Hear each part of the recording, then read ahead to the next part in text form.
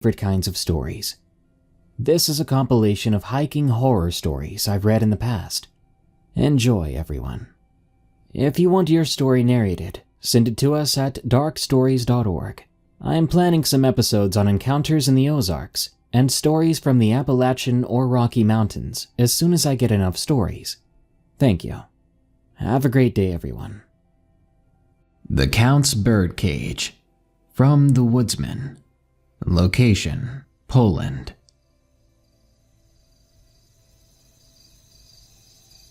I worked a small-time park maintenance and upkeep job a few years back for a local park. It was no Yellowstone, but I grew up there hiking the hills and exploring the forests. When I got offered a job working there, I took it without a second thought, even though it didn't really pay well. Just my way of giving back to the park. I have more than a few stories from my time there, trekking about with a shovel and saw for whole days at a time. But my favorite tale comes from a coworker of mine who I knew as Michael. Michael had a particular nickname among my fellow crewmen, the Count. This was, as far as I could tell, in reference to his angular European face and dark black hair. The Count was around 50 or so when I met him, and yet he had such love for the forest that he stayed in his part-time volunteer job.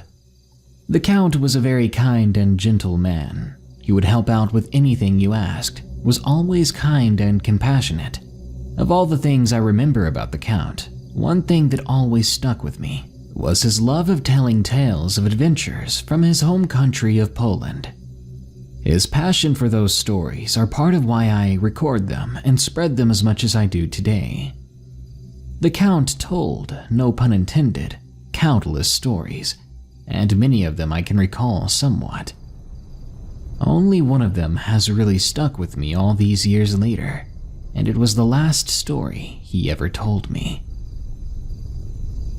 The Count was soon to leave his job in this area of the country. He began to tell me one last tale. Like I said, the Count was from Poland, and he moved to the US in '97 following the tragic passing of his girlfriend and his child in '94. Such an event really shook him. I could see the sadness in his eyes when he talked about it in detail, recollecting his story late one night in the maintenance garage. To settle his nerves, Michael relocated to the rural areas of Poland, found himself a small job as a forester, and settled down. The town he had ended up in was very small, with a population of less than 200, shrouded by a deep forest. Michael had worked with a lumber and forestry company that operated out of the village, and was granted a small shared house along with his fellow workers and strict manager. He was by far no stranger to the woods. He had camped and hiked there his entire life. As Michael began to fall into the repetition of his logging job, he found hiking and exploring his work area to be what really helped him ease his mind. He spent countless dark nights alone, roaming the forest in search of answers to his questions, taking solace in the silent trees and bright stars. It was where he felt the safest, where he felt the most relaxed. The Count had mentioned finding odd buildings and structures in the forests before, but never anything like this. He said he remembered the night clear as ever, a crisp fall night full of the chirping of bugs and the sounds of trees, wind blowing through them. He began to walk down the same dirt path that he took nearly every night prior, and when he reached a point where he could break off to explore a new unseen region, he entered into the brush and undergrowth. Most of the night was unremarkable, he said, until around 2 a.m. That's when the trees began to clear away. There, within the open meadow he had never seen before, was an ancient, rusting structure. It had a concrete base, rather wide and flat, that lay around the main structure of a silo-sized cage of welded bars. The whole thing was clearly very odd and very old, beginning to collapse, even having several large holes in the frame. Michael was of course interested, and as he began to advance on the cage, the smell hit him.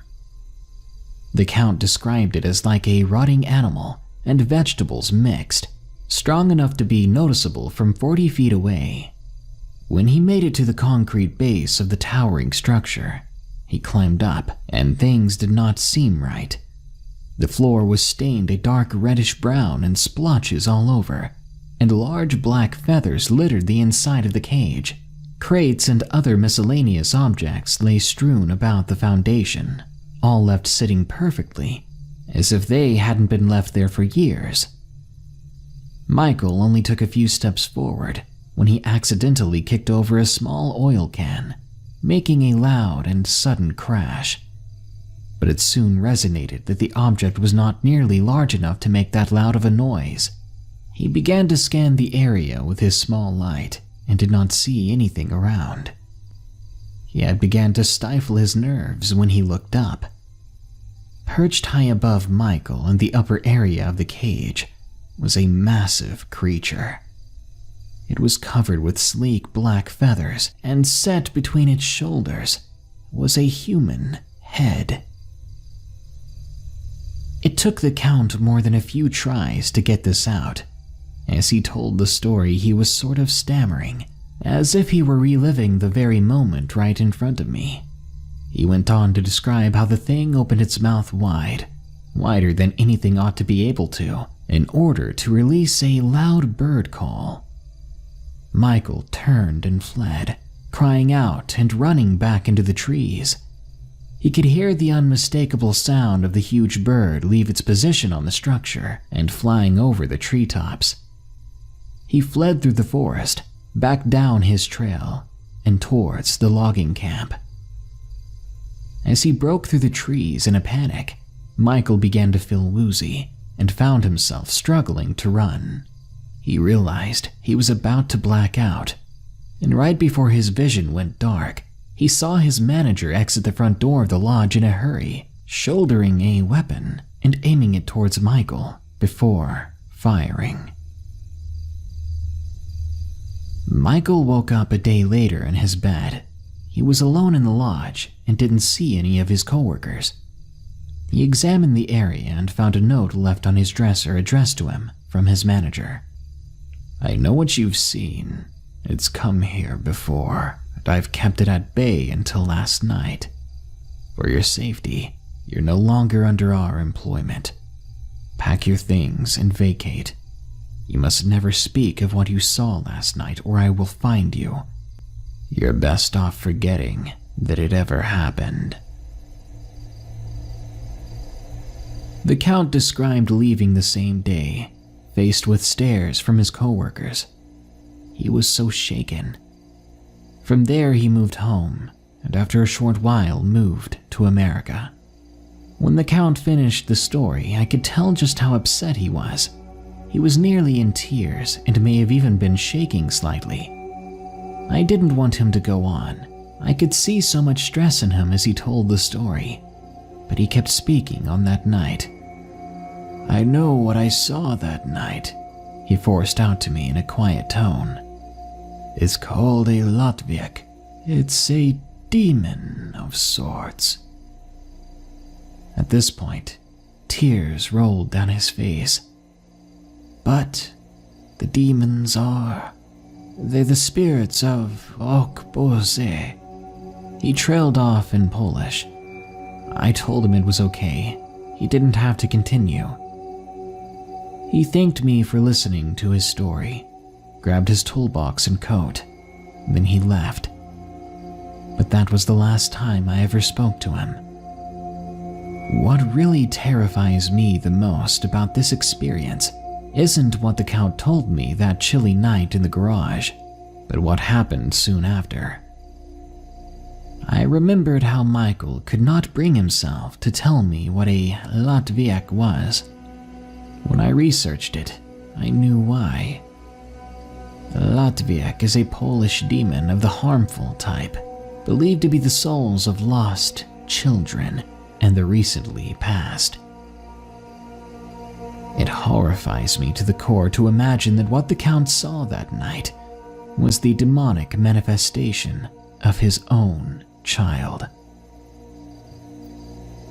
As I said before, I have not spoken to the Count since.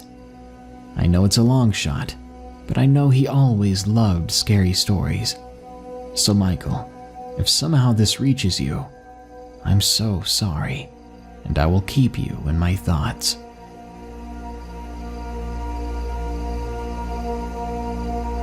Goblin in El Yunque, from Rico S. Location, Puerto Rico.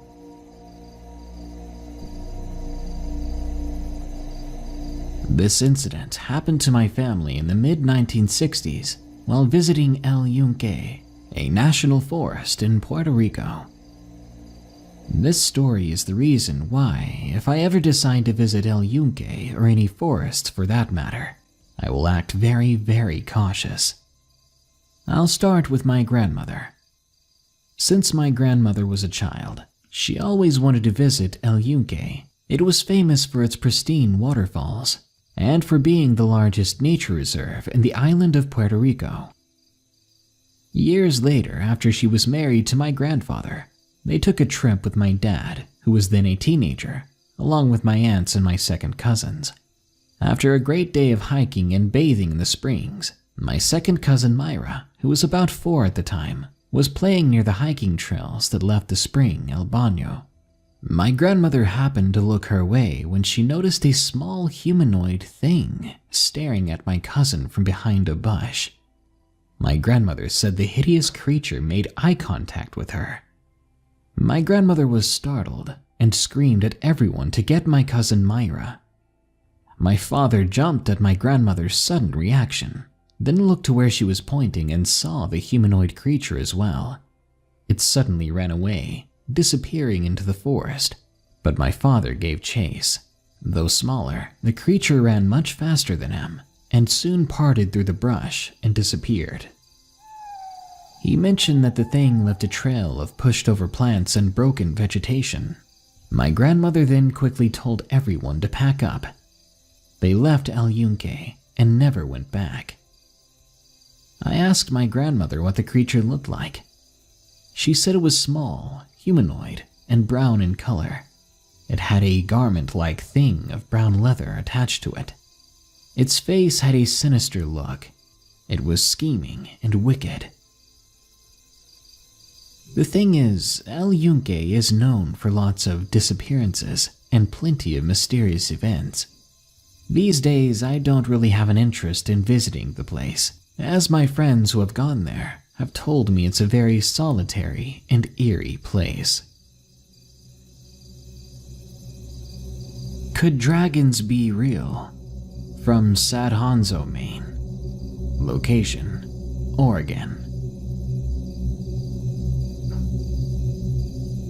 About a month ago, I went with a group of friends from college to go hiking in the Cascade Mountains in Oregon, right in the Crater Lake National Park area. The trip through the mountain ranges was fun and quite the workout. Toward the end of our little vacation, we decided to cross through the Crater Lake area to take in the view and see the blue waters for ourselves. We arrived in the lake area late in the day and decided to set up camp close to the lake shore. That night, the 6 of us had a great time, talking, sharing stories.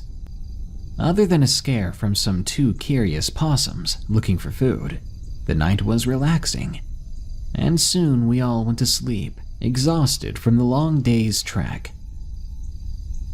Around sunrise, we began waking and preparing our meal for the coming day. As we sat around our campfire, eating in the early dawn light, we began hearing a whooshing sound, followed by the sound of trees rustling. We all went quiet. We were looking around when a large shadow fell upon our group as a massive creature flew overhead. As the creature flew by us, I took in the features I could see. It looked to be about the size of one of those mid-sized Lear jets. It had 2 massive wings, 4 legs, and a long tail that had what looked like fins about midway down its length. Its neck was long, but not serpentine, and its head was at least the size of a large car. It flew off towards the lake, more so towards Wizard Island, but but instead of landing on the island, it dove straight into the water. It took a good moment for our group to recover from the shock and fear of what we had just seen. But soon we were packed and moving swiftly to get out of that park. As we walked, we were silent, no one wanting to put words to what we saw. Not 15 minutes after setting out, the sound of something breaking through the surface of the water and a loud screech resounded, echoing from the direction of the lake and through the forest.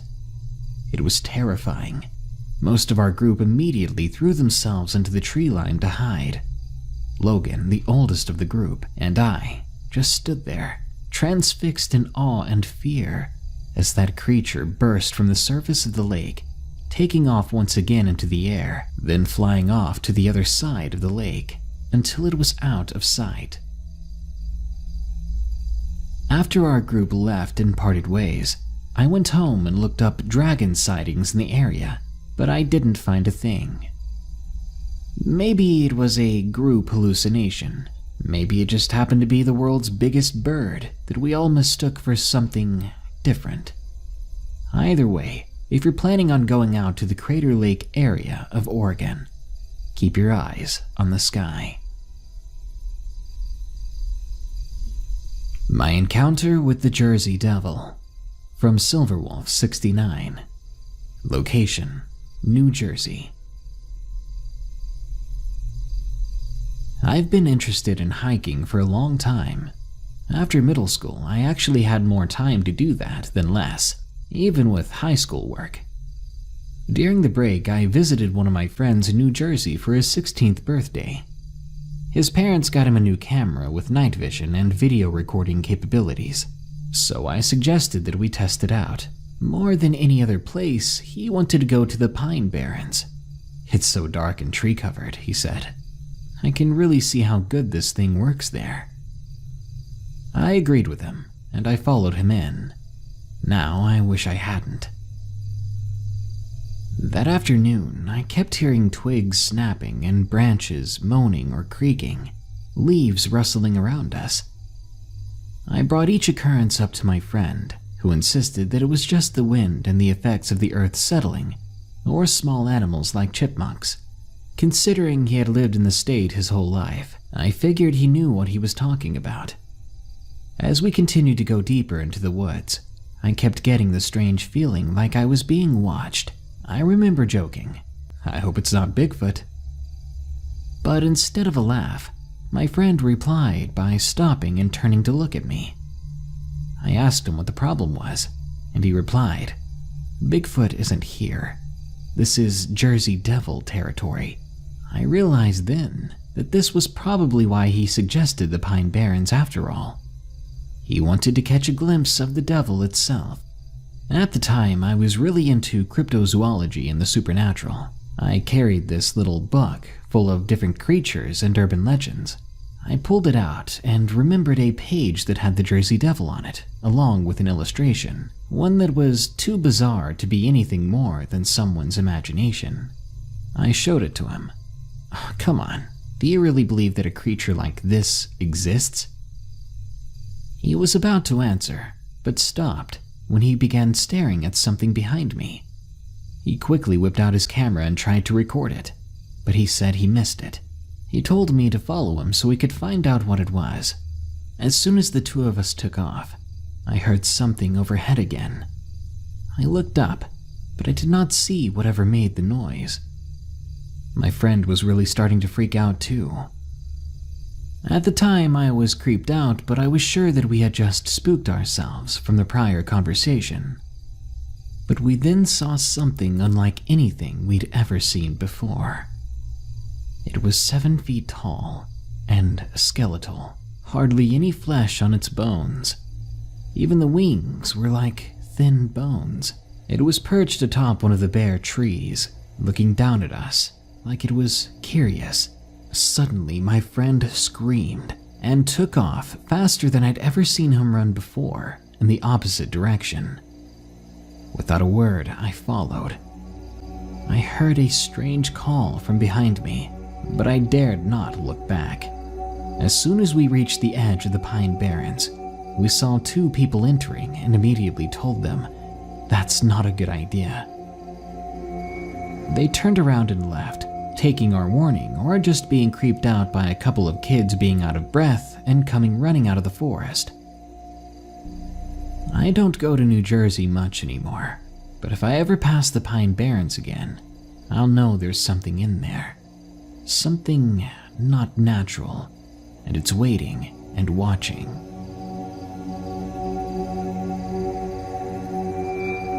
The Thing on the River. From Here Comes That Boy. Location unknown.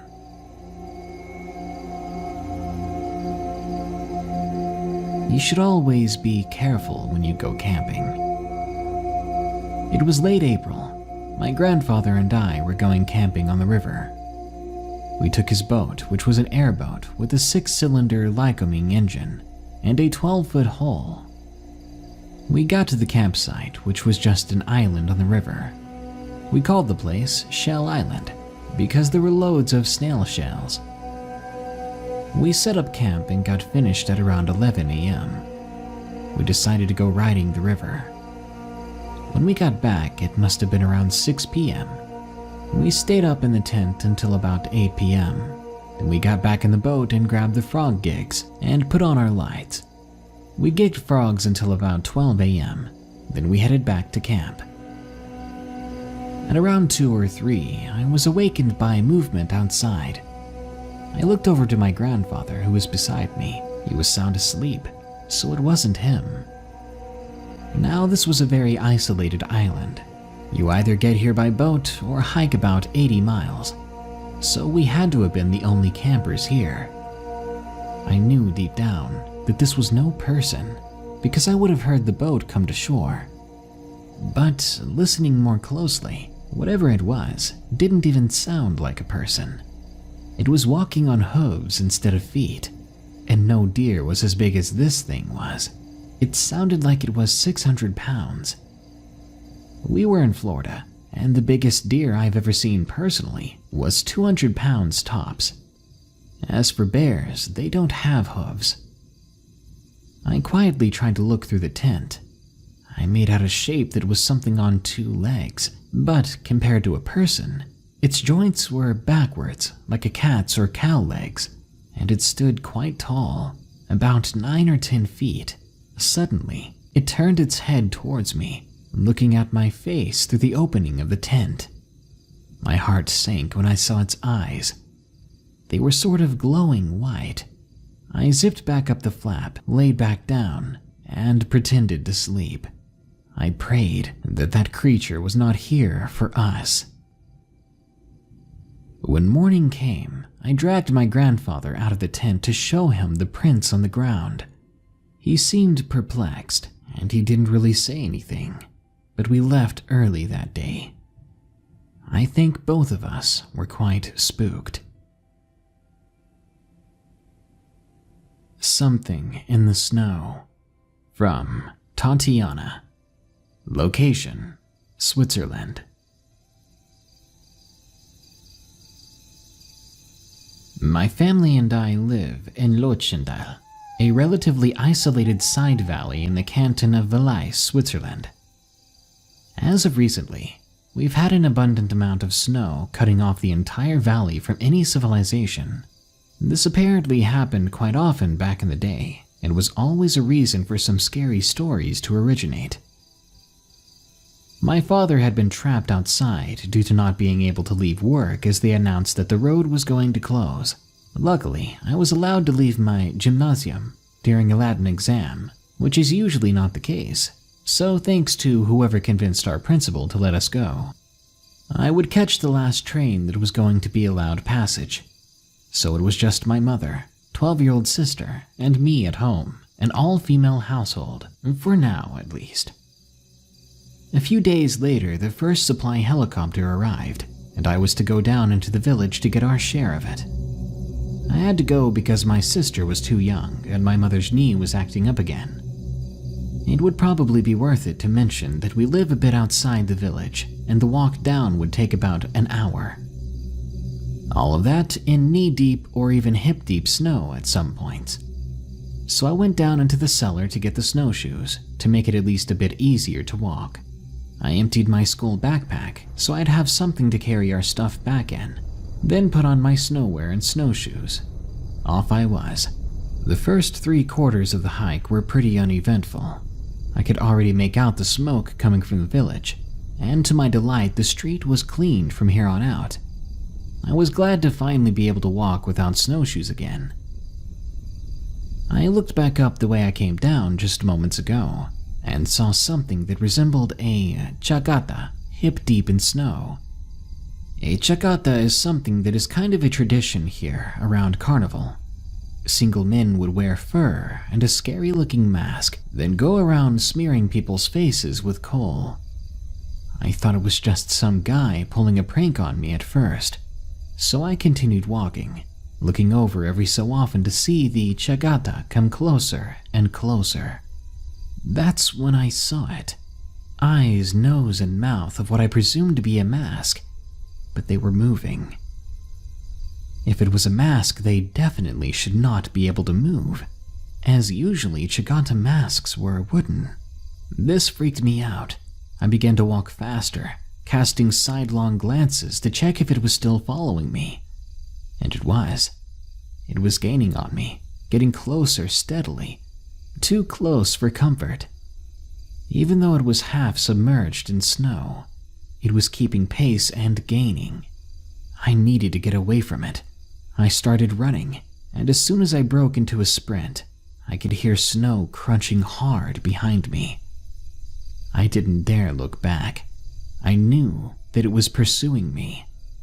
It was a struggle just to keep from falling on my face on the slippery road. I heard a terrifying sound from behind me, a growl or yelp of some kind. It didn't sound happy that I was getting away from it. I sprinted all the way down to the village, ignoring everything around me, never even thinking about my stamina. Somehow, I reached the place they were handing out the supplies, and only then did I stop. I guess I felt safe with other people around. I fell to the ground, gasping for air before pulling myself together again, and retrieving our share of things, though I did not for the life of me want to walk home alone. Luck was on my side now, as I caught sight of my father's friend, Yosef, who just so happened to be the one clearing the snow from the street. I was able to hitch a ride from him. The normal 60-minute hike was reduced to a 3-minute drive, and I was indefinitely grateful. I still am not sure of what I saw. Was it just a tasteless prank, or something more sinister? Samodiva Sighting 2, from Alexander. Location, Bulgaria. I shared a story with you all in 2016 about the spirits called Samodiva. That was back in October of 2016. But now I have a second experience about them. This happened just a few days ago. My friends and I usually do a nighttime mountain hike to 2 peaks of a mountain in Bulgaria. The peaks are a few kilometers apart. There's nothing between them but natural plain with tall grass, bushes, and a few forested areas. Just after the first peak, there's an old cottage where an old man acts as a rescuer for hikers in distress.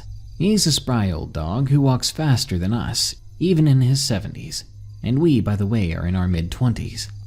Me and the 2 of my friends reached the first peak at around 11 p.m. It's 1,800 meters above sea level and is completely covered by large boulders. It overlooks a city, and we reveled in the beauty of the city lights for about an hour. Then we ate and continued down the mountaintop, now towards the higher 2,300-meter peak, which was 5 kilometers ahead of us. We walked for about 40 minutes when we reached the cottage, but unlike before, there was no one in it. The lights were out and the door was shut. Strange, we thought. The old man is here all the time. What's going on? Out of nowhere, we heard the agonizing cry of an injured animal. The heck was that? One of my friends asked. I don't know. We should keep going, the other replied.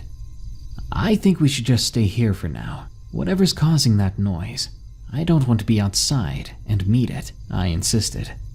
But my argument lost. After a few minutes of discussion, we continued to our destination on foot. If only they'd listened. We came across the site of the noise we heard, but it wasn't just one animal. There were rabbits, coyotes, birds, and rodents all over, just piled up, all with the same finger-wide wounds in their rib cages. Guys, I think we should go downhill to the resorts, I said. Agreed, the two of them said in unison.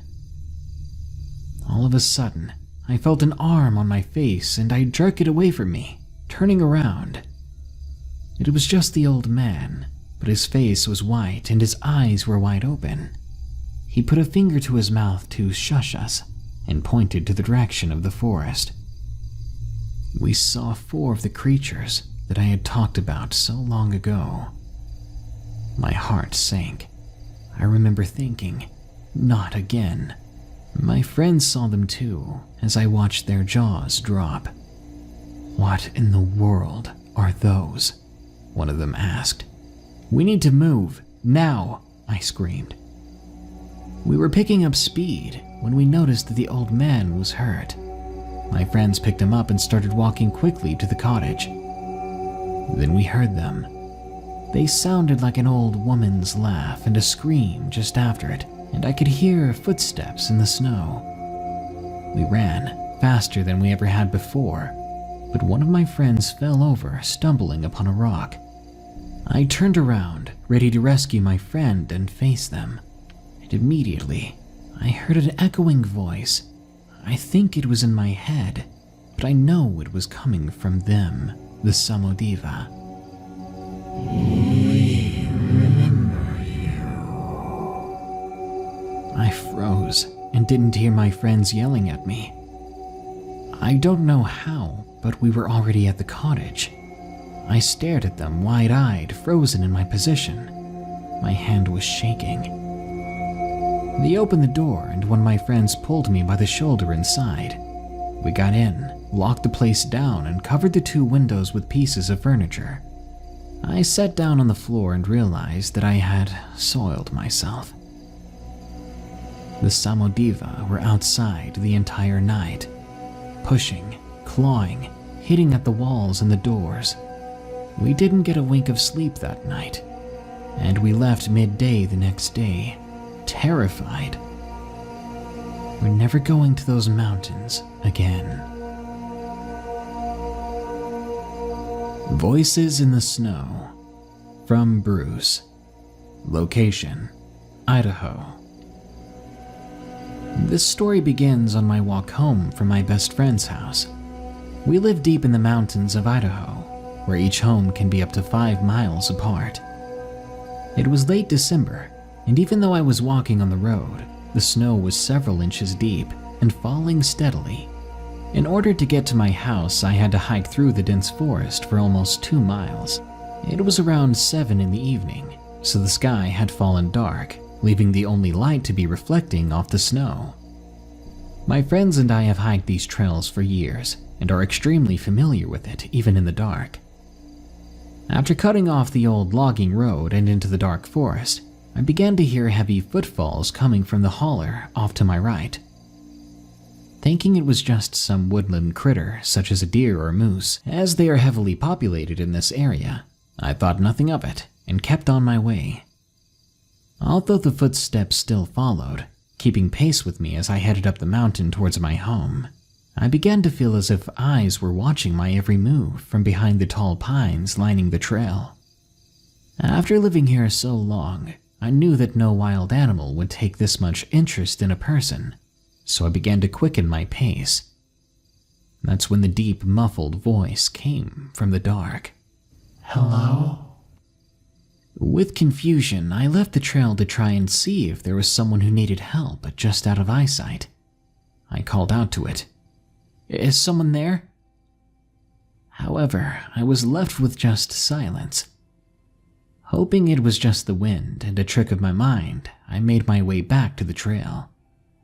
Thumping footsteps continued to follow my every step, forcing me to quicken my pace again. Suddenly, the snap of a large tree branch forced me to stop. I turned around and I tried to find what had made the noise. That's when I saw the furry black hands reaching around from behind a small tree. The figure stood 7 feet tall and easily overtook the mass of the tree. I blinked repeatedly to make sure my eyes weren't playing tricks on me. I took 2 steps back, and the creature in response took a step in my direction.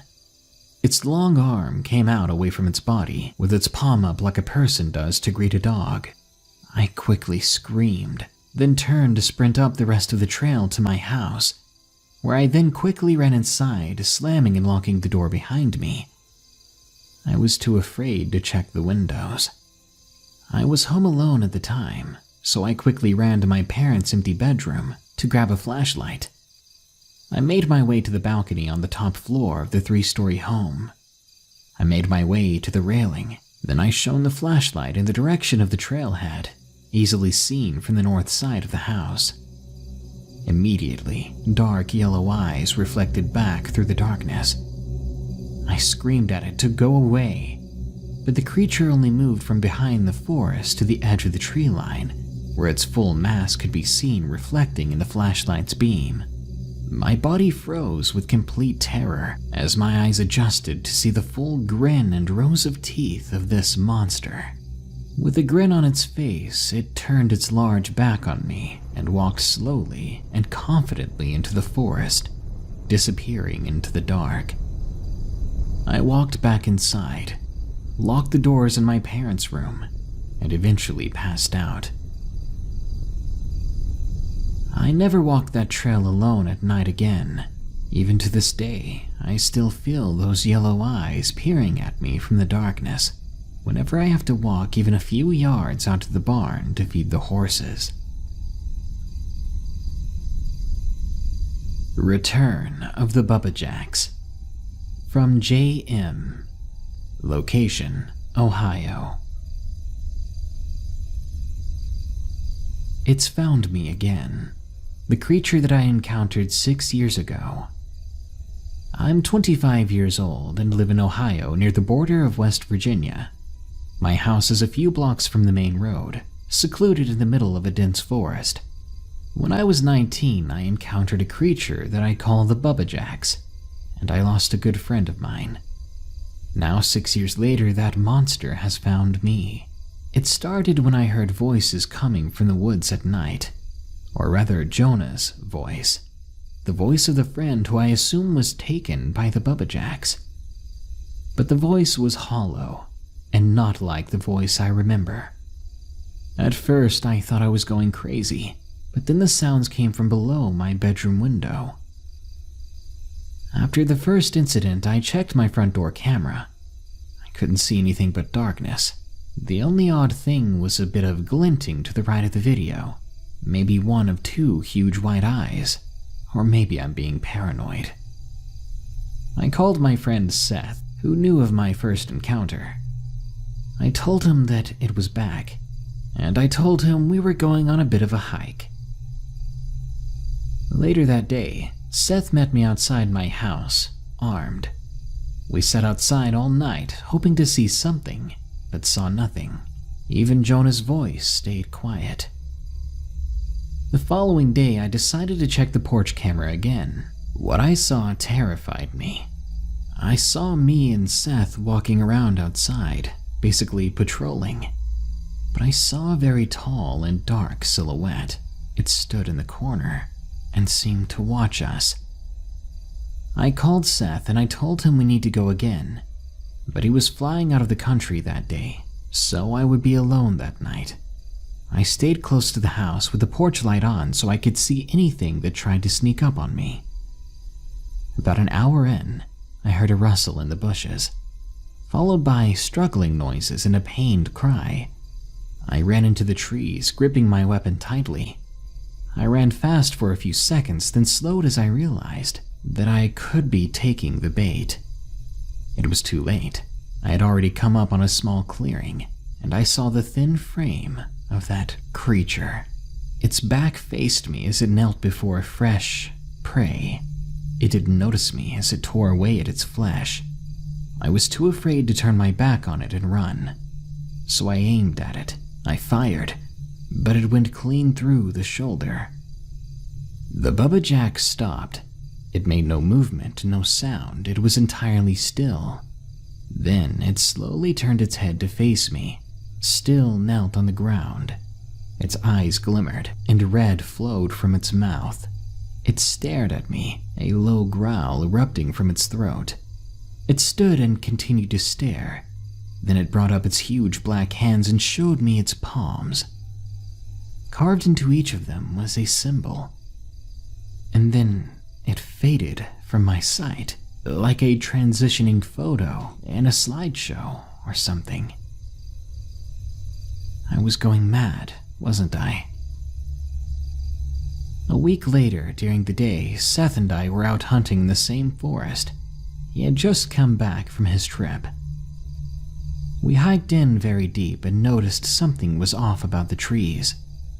We realized then that they were in rows, like they had been planted, but we were so deep in the forest that it didn't seem likely that they belonged to a company, but we had no idea who would come out here and plant trees in rows like this. I do not know if the planted trees had anything to do with the Bubba Jacks, but it was definitely odd. I'll be moving soon, and hopefully I no longer have to deal with this. For our final story, it's another blast from the past, a tale I shared with you in 2017 that more than likely you haven't heard yet.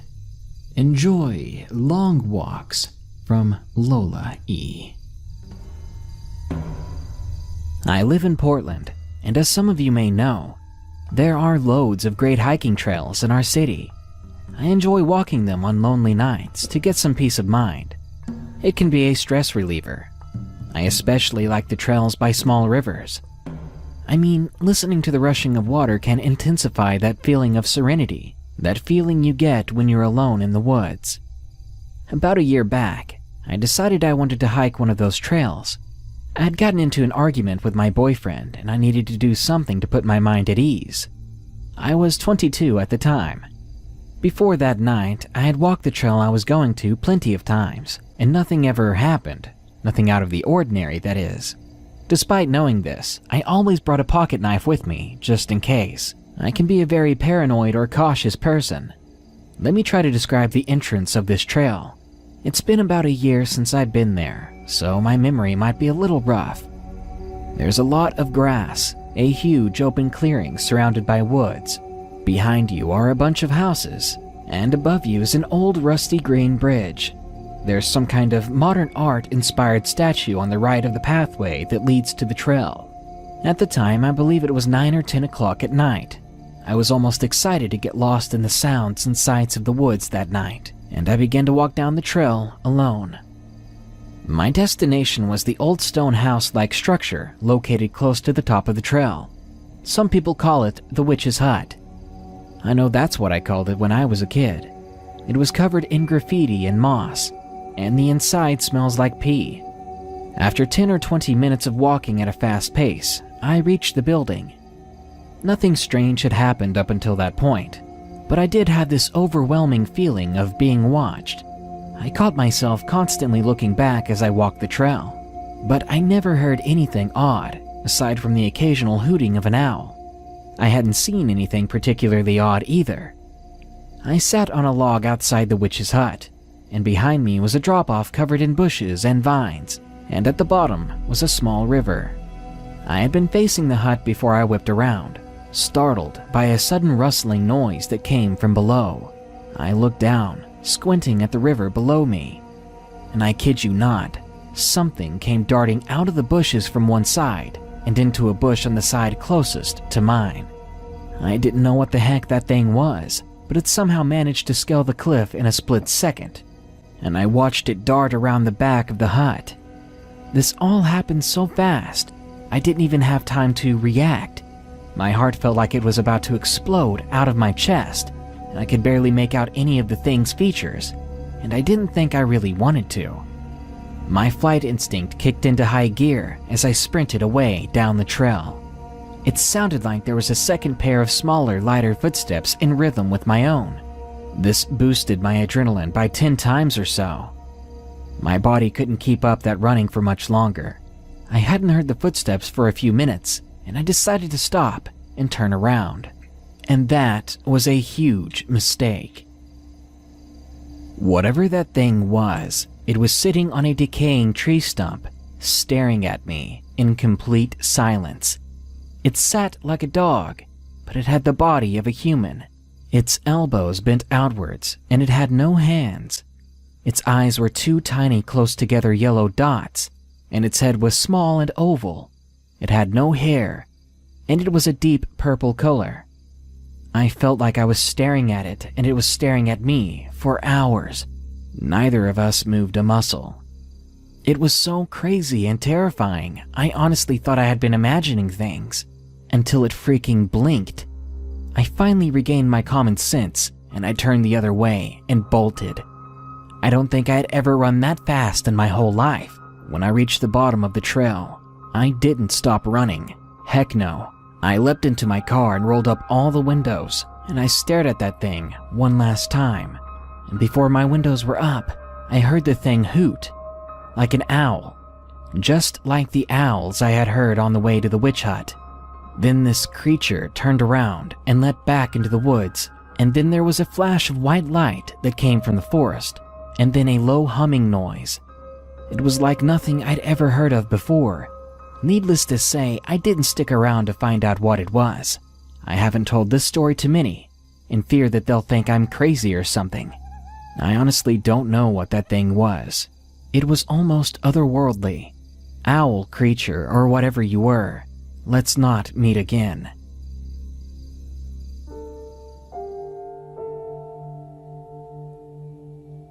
I didn't really like my stepdad. He wasn't a bad guy. I just didn't know him very well. And he took my dad's place, which didn't really sit well in my head or my heart. You see, my dad died while exercising one day. He was an avid jogger. He seemed so healthy to everyone, but the next thing we knew, an ambulance was driving down the street, racing to my dad's lifeless body. I believe it was an aneurysm. Not really sure what caused it though. A couple of years later, my mom, being lonely, found someone new, someone I didn't want to accept. Craig was a nice guy. He was in his early 50s, loved playing video games with my brother and sister, and he took every opportunity he had to try to bond with me. But I wasn't ready to open up yet. Not even when my mom offered that the two of us take a weekend to go hiking in the mountains. She'd been wanting Craig to get more in shape. He wasn't nearly as in shape as my dad.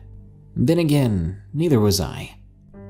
But I did enjoy the outdoors. Craig obliged, but I was hesitant. Imagining just how awkward it was going to be, just me and Craig out in the woods, it didn't sound too fun. One night when my mom pulled me aside after dinner, she begged me to go with him. I was 17 years old, and I would be graduating next year, moving out of state for college. She dreaded the idea of the two of us not knowing each other very well, not getting along. So, to make her happy, we began planning a trip to the mountains. It was nearly fall, right before school started back up. We were carrying big bags, equipped with a tent, some flashlights, batteries, fire starters, because we weren't going to be able to do that castaway style. Craig had also gone shopping and bought some MREs and a bunch of astronaut treats, those freeze-dried ice cream bars and candy bars and such. He thought it'd be fun to pig out on them the first night, after we got a camp set up, of course. To be quite honest, seeing him so excited to go hiking with me, it really helped me loosen up on the trip. We soon pulled up at the start of the hiking trail on a Friday evening. It was a couple of hours until sundown. But there were plenty of places along the trail to camp at, so we weren't worried about not being able to find a spot fast enough. As we were unloading the gear from the truck, another truck pulled up next to us. A father and his two sons who appeared to be going fishing down by the nearby river. As the two of us got started along the trail, I looked back one last time before the trees enveloped my view of the parking lot. I saw the father and the kids unloading some fishing rods when the father asked the kid, who appeared to be his oldest or biggest son, to grab the tackle box under the back seat. By then, the trees around us had overtaken our view. It was now just us and nature and a slowly reddening sky. After about 15 minutes of a walk, we ended up setting camp in a small clearing, which sat several yards to the right of the trail. If any other hikers happened to walk by and turn their head, they'd be able to see us pretty clearly. The two of us fumbled with getting the tent set up, eventually laughing each time we failed to do so. When we managed to rig it in a way that it wouldn't fall, we collapsed on the ground, tired, and getting pretty hungry. Craig whipped out 2 astronaut ice cream sandwiches from his backpack, tossing one at me. It was a Neapolitan flavor, strawberry, vanilla, then chocolate. It was dry as heck, as expected, but really delicious. I see some kindling back there not too far behind you. Would you grab it? We'll get a fire going. Craig requested. I nodded and did as he asked. I brought back a mess of twigs. We made a slight hole in the ground and put the twigs inside. He poured some lighter fluid on it and set it ablaze. Then slowly, one by one, he piled on some small logs, until there was a full-blown fire before us. He began to pull out 2 of those collapsing camping chairs. We'd brought those along too, though I think he was regretting it. Carrying just one of those heavy and awkwardly sized things was a bit much, especially for a long hiking trip. But at least we'd have something to sit down on that wasn't dirty or wooden. He passed me the light blue, and he sat down in a lime green. With a big sigh, he asked me, "How you holding up so far?" I swatted at a gnat or mosquito or something on my neck, then answered, "I love being out here, but never really went camping much." "Well, you probably can't tell," Craig said, smacking his beer belly, then laughing, "but I'm no outdoorsman either." "So, what you hungry for? Beef stew or chicken soup?" He pulled out a couple of MRE bags, then dangled them in front of me to let me choose.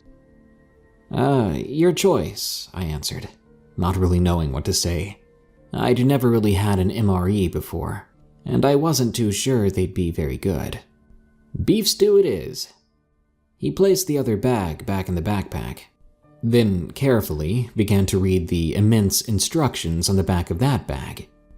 After watching him for way too long trying to figure it out, he finally managed to get the bag to the point where the food was heating up inside. We had to sit a couple more minutes before it was done. There was an awkward silence for a while. I think Craig was trying to figure out what to say to me. And to be fair, I didn't know what to say to him either. Suddenly, he blurted out, "So, how's school been? Got a particular girl in your life?" I smirked. I don't know why, but him asking me that, it made me feel irritated. Sure, hiking along the way here and chatting it up and cooperating has been fine for me. But I think it was because those activities weren't exclusive to a father and son. But when he asked me about school, it reminded me of how my dad would ask how school was after I'd come home, and I didn't like that. This may sound immature and even mean, but it made me feel like he was pretending to be my dad, but he wasn't. In my head, he was not my dad. He was just a strange man who met my mom, and they happened to get along together. I felt forced to know him, and now I felt forced to bond with him.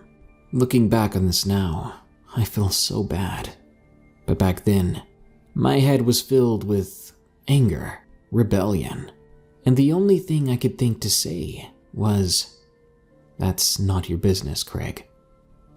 "Oh, no, I'm sorry. I understand, but..." Craig apologized swiftly, his sincerity stumbling out as words I couldn't piece together. Eventually, he caught up with himself and breathed in real deep. "What I meant to say was, I know, maybe that was a personal question. Well, I want to be your friend first. I know I'll never be your dad. I know that. But I do want to be your friend. Is that okay?" I suddenly felt guilt for reacting the way I did, but that was soon replaced with feeling embarrassment for myself. I felt stupid, and I felt awkward. I wasn't ready for the sudden heart-to-heart. I began to stand up, when suddenly, something landed right in front of us, landing right on the fire and putting it out all at once. I fell back into my chair, and Craig shouted. The two of us looked down at the campfire together, and there we saw the strangest thing. There was no trace of the dark object we saw briefly fall between us. There was no trace of an impact on the fire either. Instead, the fire was out. Well, it wasn't out, actually. It was as if it had never been started. The hole was there that we dug for the fire, and my kindling was waiting to be lit. There was no trace of the twigs being burned. As a matter of fact, the small logs that Craig had placed in the fire were now gone. "What in the world?" he said, then turned around where he'd kept the logs. "Oh my God," he muttered. "What? Craig, what is it?" I was feeling a bit nervous then. Without turning around, he instead beckoned me with his hand. I came over and looked over his shoulder. There on the ground was each and every log he had found and gathered, including the ones he had placed in the fire. They'd somehow returned to their spot behind him and were not charred or burnt at all. How is that possible?" I asked. "You're asking me? I've got no idea," he admitted. "It's like a glitch in the Matrix, I guess." I think he was trying to make light of the situation. It wasn't really scary. It was just really confusing, because neither of us had any idea what had just happened. Soon after that, we prepared the tent and got ready to go to sleep. As we got cozy in our sleeping bags, just when things were supposed to get quiet, we instead heard a noise in the distance, sounding like it was coming from above us, like it was coming from the sky. The noise was like a metallic hum. It was one note, playing slowly for the next hour. We sat there listening to it, wondering what it could be from. I guessed it was a plane or something, but there weren't any airports or bases near us. If it was a plane flying overhead, it would have been long gone in a couple of minutes. Craig made a joke about it being just a really weird bird. I didn't know how to reply. He eventually fell asleep, and after several more minutes of confusion, I was too tired to keep my eyes open. In the morning, we packed up, heading further up the trail. The plan was to make it to the peak and then go back down, camping another night before going home. But plans be damned. We never did make it to the peak. 3/4 of the way up, the humming sound we'd heard in the sky the previous night came again. This time, it was ahead of us. Not above us at all, but ahead of us. Like, if we kept walking, we'd run into it, whatever it was. With curiosity, we kept going, albeit more slowly than before. At the next bend in the trail, I stepped around the corner first and stopped. It took everything I had just to keep breathing. "Oh my God," I said, and Craig came rushing up to me, asking what was going on, but then he was breathless too the next second. Ahead of us, where the canopy and the trees opened up just above the trail, hovered 3 vortexes. They're hard to describe. There were these black voids sort of spiraling and swirling in on themselves. Each of them hovered a few feet off the ground. I was so awestruck and dying for an explanation for these things that it took me a minute or two to notice the dead deer on the ground. It was a buck. It seemed to have been freshly killed by something. Its midsection was all torn up. They began to descend, these vortexes, onto the carcass. Must have taken them a couple more minutes to do so. They descended so slowly. All the while, Craig and I were dead silent. When these black spinning things made contact with the deer's body, a great wind began to well out from it, pushing us back. We struggled to keep our footing, and we looked on, trying to see what was going to happen. The three black objects suddenly formed together and disappeared instantly. There was no flash of light, no sudden blackout, nothing like that. They were just gone. Maybe we just couldn't comprehend how they left. But looking back on the trail, the deer's carcass was gone. There were no signs of a struggle in the dirt, no markings at all that the things could have left, no sign of a great wind. Craig, in utter disbelief, ran over to where the deer had been laying before. He was pawing at the ground, muttering, "It doesn't make sense. How is that possible?" before looking back at me. "I don't think it's safe here," he confessed. Suddenly, there was a deep snort or huff to the left of us. I ran over to Craig, a bit scared, and stood next to him. We both faced the woods and saw a buck standing there, perfectly healthy. The horns and that color of fur, they looked the same as the deer that had just been lying on the ground. Its ears twitched at the sound of a twig snapping nearby. Before I could see what it was coming from, Craig had grabbed me by the arm and told me to run. I kept looking back though as we did so. The deer had begun to run as well, but a large cat, a mountain lion I think, had fallen down onto it and was now tearing into its midsection. Tearing into it at the exact same spot we'd found its carcass before. We were running down the trail now. "We need to go home. I don't think it's right here. I'm really sorry. I was having fun." He looked at me, out of breath, and as if asking permission, he said, "Maybe we can do something else sometime soon. Would that be okay?" I swallowed hard, and I nodded. We started to slow down. We were exhausted now, and it was almost dark again.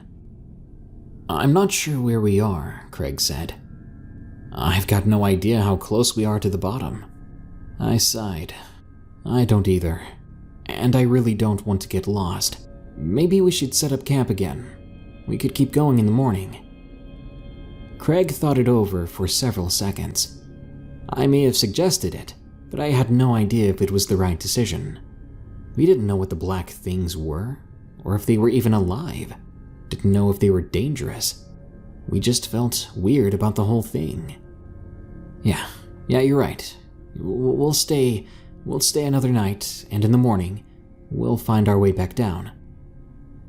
We set up the tent again. We were much more efficient this time. We got some firewood and had a fire going pretty quick. This time the fire was much bigger. Guess we both had a newfound fear of the dark out here. We didn't say anything to each other the rest of the night, and when we went to bed in the tent, we made sure not to put the fire out this time. We just had to have a nightlight. Before we went to sleep though, there was one thing said. From his sleeping bag, Craig said to me, "Good night. I'll make sure to get you home safe tomorrow, I promise."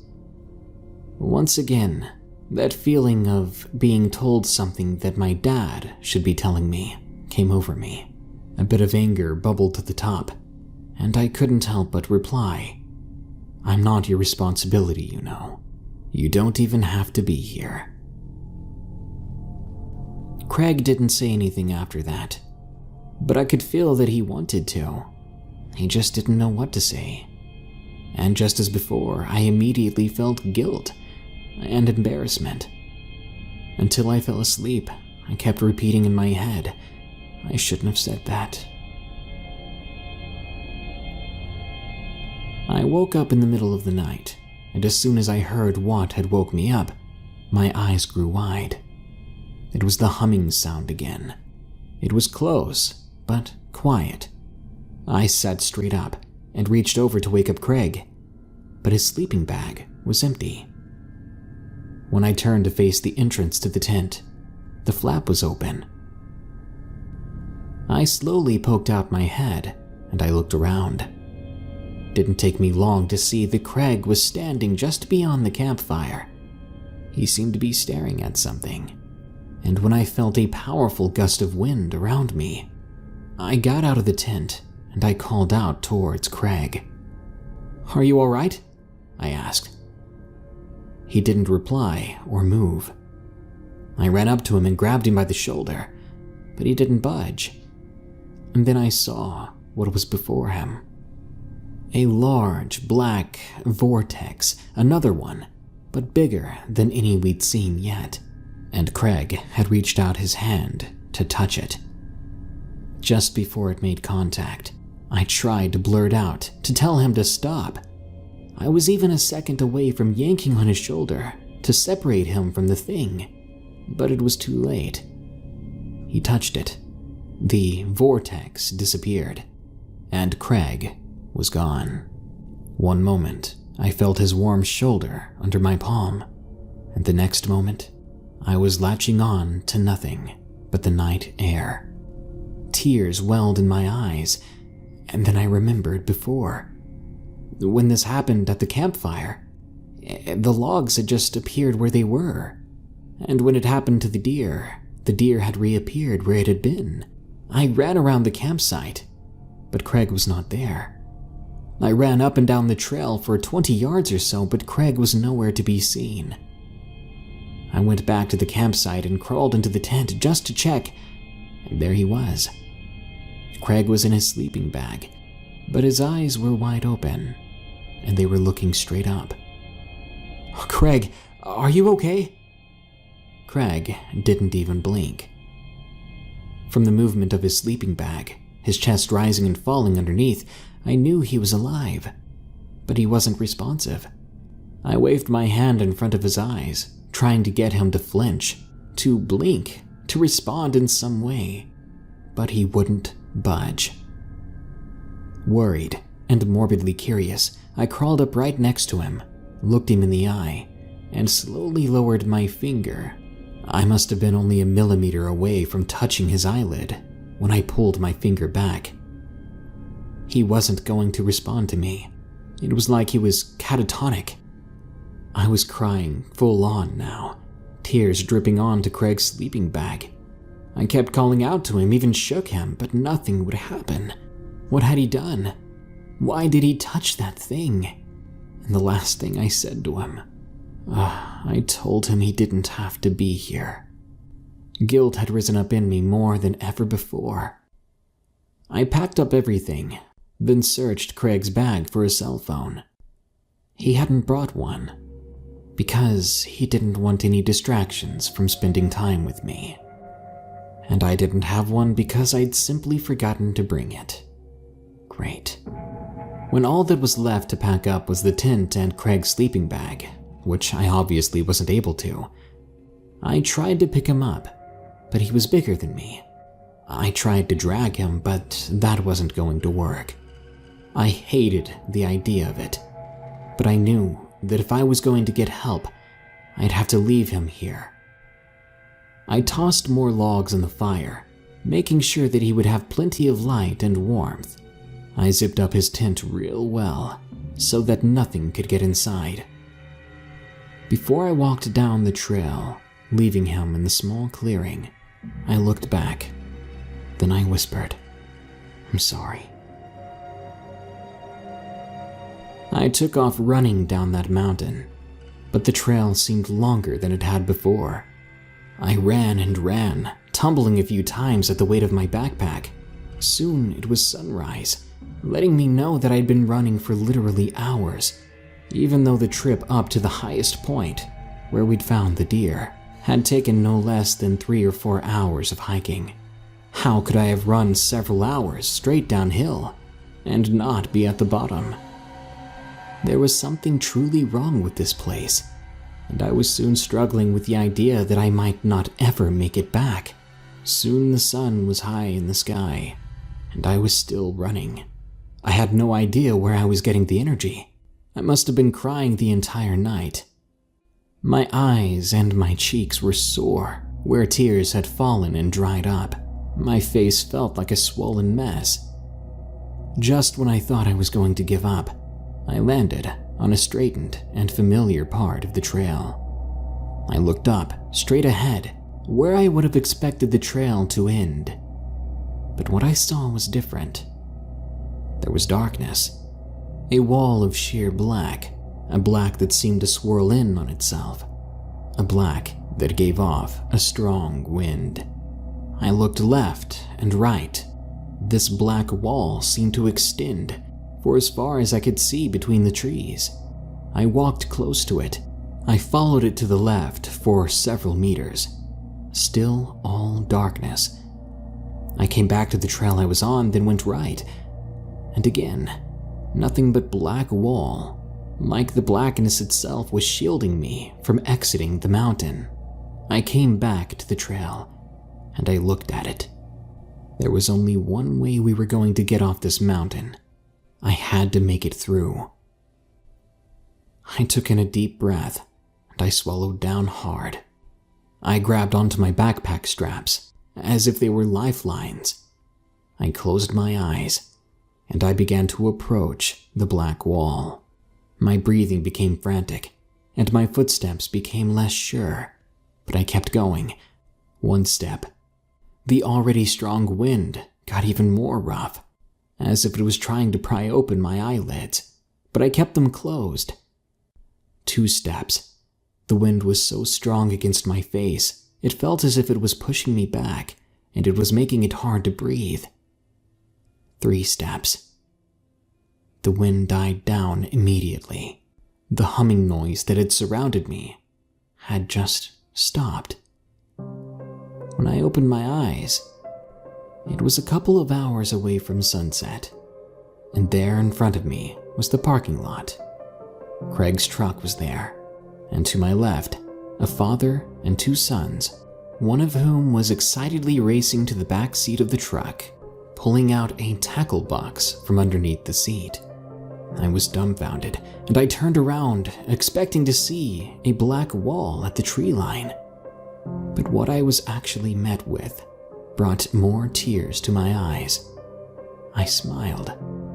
"Whoa, you okay? If you don't want to go hiking, we don't have to. It was Craig. Happy and healthy and ready to begin our hike. It was like nothing ever happened. Not wasting another moment, I went with what he said. "Craig, I'm feeling really sick. I think we need to go home." He hadn't realized I would take him up on his offer, so he started to ask if I was sure. He frowned, obviously disappointed. "Are you sure? Maybe we can wait it out and you'll feel better." Shoving my tongue in the back of my throat and forcing myself to think about everything that had happened, I was able to make myself vomit. "Okay, let's get back in the truck. We'll just go hiking another time." He helped me back to the truck. I sat in the passenger seat. Then he got in the driver's seat. His look of disappointment was worse now. I wiped my mouth and caught my breath. When I settled down, I looked at him and touched his shoulder. The same shoulder I'd latched onto when he disappeared. I told him, I'm not trying to get out of it, I promise. How's about we do something else this weekend? I think it'd be a lot of fun. Just the 2 of us." He looked at me and smiled. He seemed relieved. "Yeah, that sounds like a lot of fun."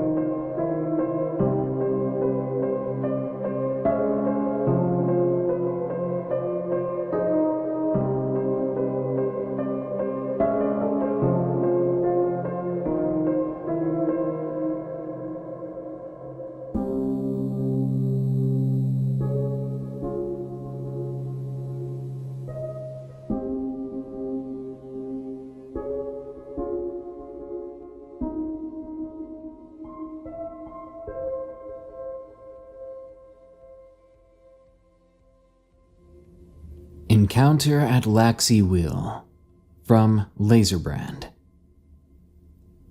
I'm a New Yorker, but from 1999 until 2001, I lived in the northern UK for school. I attended Manchester University. At the time, I was dating an Irish girl, and she and I decided to go on a trip to the Isle of Man, since the ferry was cheap and we were students with little expendable income. We ordered our tickets and packed our backpacks. We got on the ferry and ended up sparking a conversation with a couple who I won't name, but their family owned a castle that they opened to the public, and they offered us room and board for next to nothing, as it was off-season tourist-wise, and we were poor students who were ecstatic and took the offer. Once on the Isle, we were warmly taken care of. One night after dinner with said couple, not sure why, but we started talking about the rich history of the Isle of Man and its unique government. Everything from the TT motorcycle race to world record landmarks. They ended up mentioning the Laxey Wheel, the world's largest water wheel, and how it's just a short hike from the town of Laxey. We set off the next day and got to Laxey and got a room there. The next morning we were up very early at about 4 a.m. and we set off on our hike to Laxey Wheel. It was still dark then, our only light being streetlights. Our little tourist map had the hiking trail to the wheel on it. By the time we were up out of town going towards the wheel, the sun was just starting to come up again, and the air was very cool, and everything was getting dewy.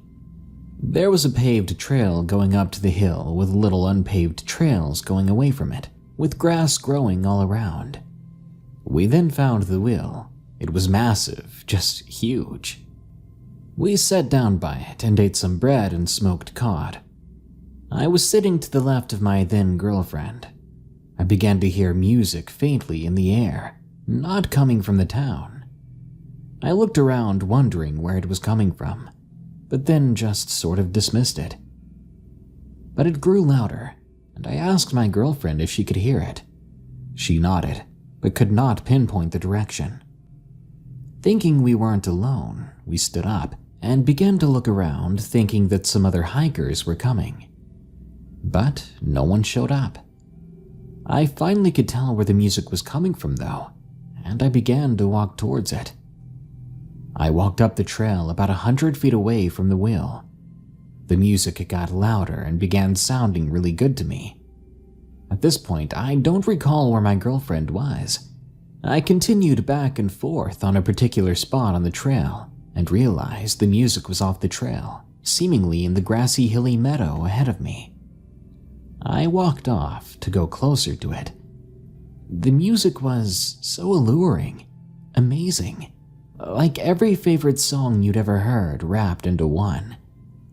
I can't for the life of me label it in any genre. It was in the air and just intoxicating. I pushed forward until I saw a small round clearing in the grass, half expecting maybe a couple of youngsters doing the, with the radio playing. So I slowed down and peeked over into this round clear area cautiously. What I saw, you won't believe. There were no young lovers, but tiny people dancing around and playing, singing to music. I literally rubbed my eyes. Was I hallucinating? But no. There they were, real as day, little blonde and brown-haired people. They had long hair, some braided, some not, and I had trouble discerning the males from females. They were dressed in what I could only call Renaissance outfits.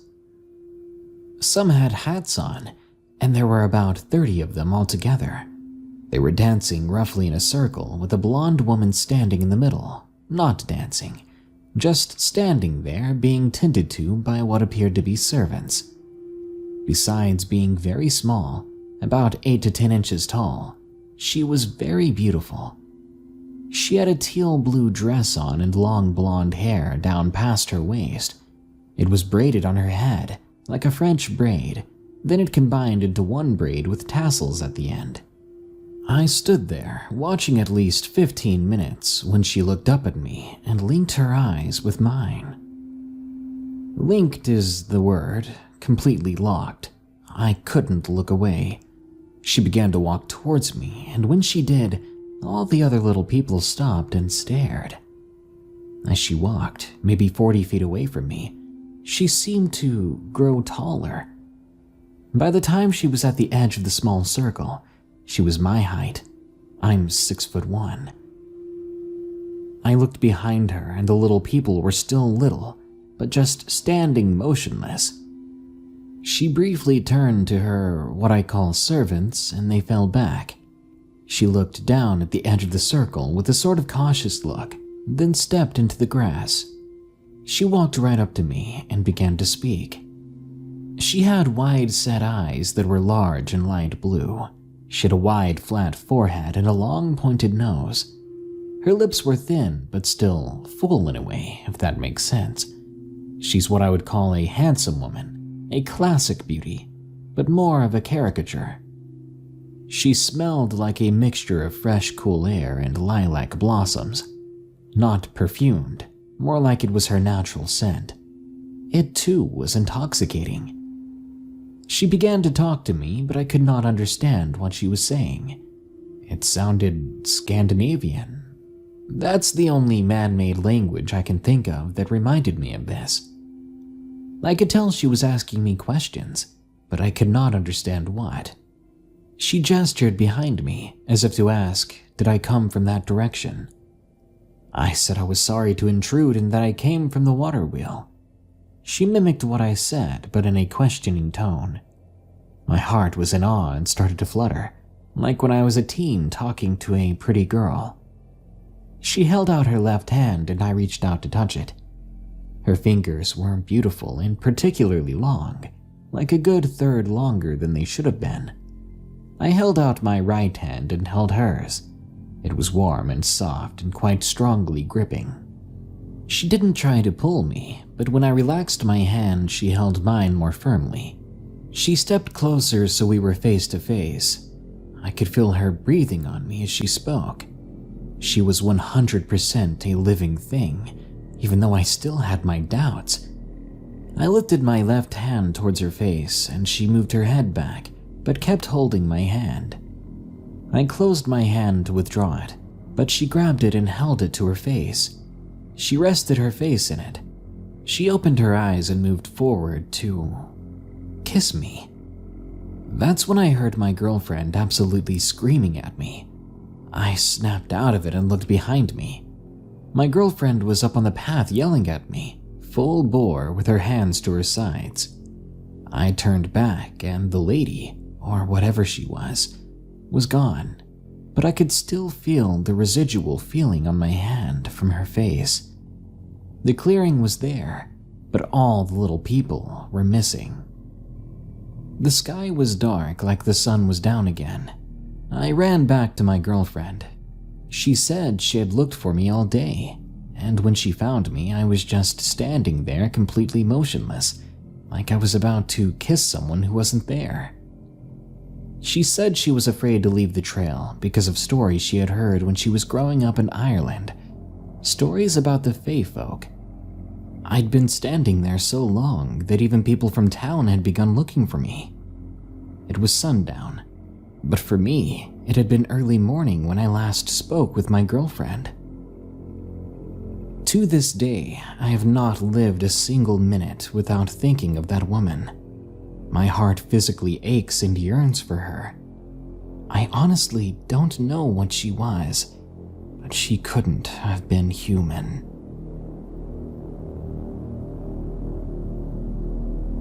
Something in the Mountains, from Pay West. I live with my family, and our house is on the edge of the city near the mountains. In my region, there are lots of suitable places to hike. Some may be a bit dangerous, but nonetheless worth the time to go hiking with friends and staying overnight. My house is in a small neighborhood, and just behind our backyard is a pathway that goes up the hills and into the mountains, not too far away from the house. You get the picture. One day I was working on a project that I had to take to university. It was due the next day. My parents called me downstairs and told me that they were taking my little brother and were going to a family gathering.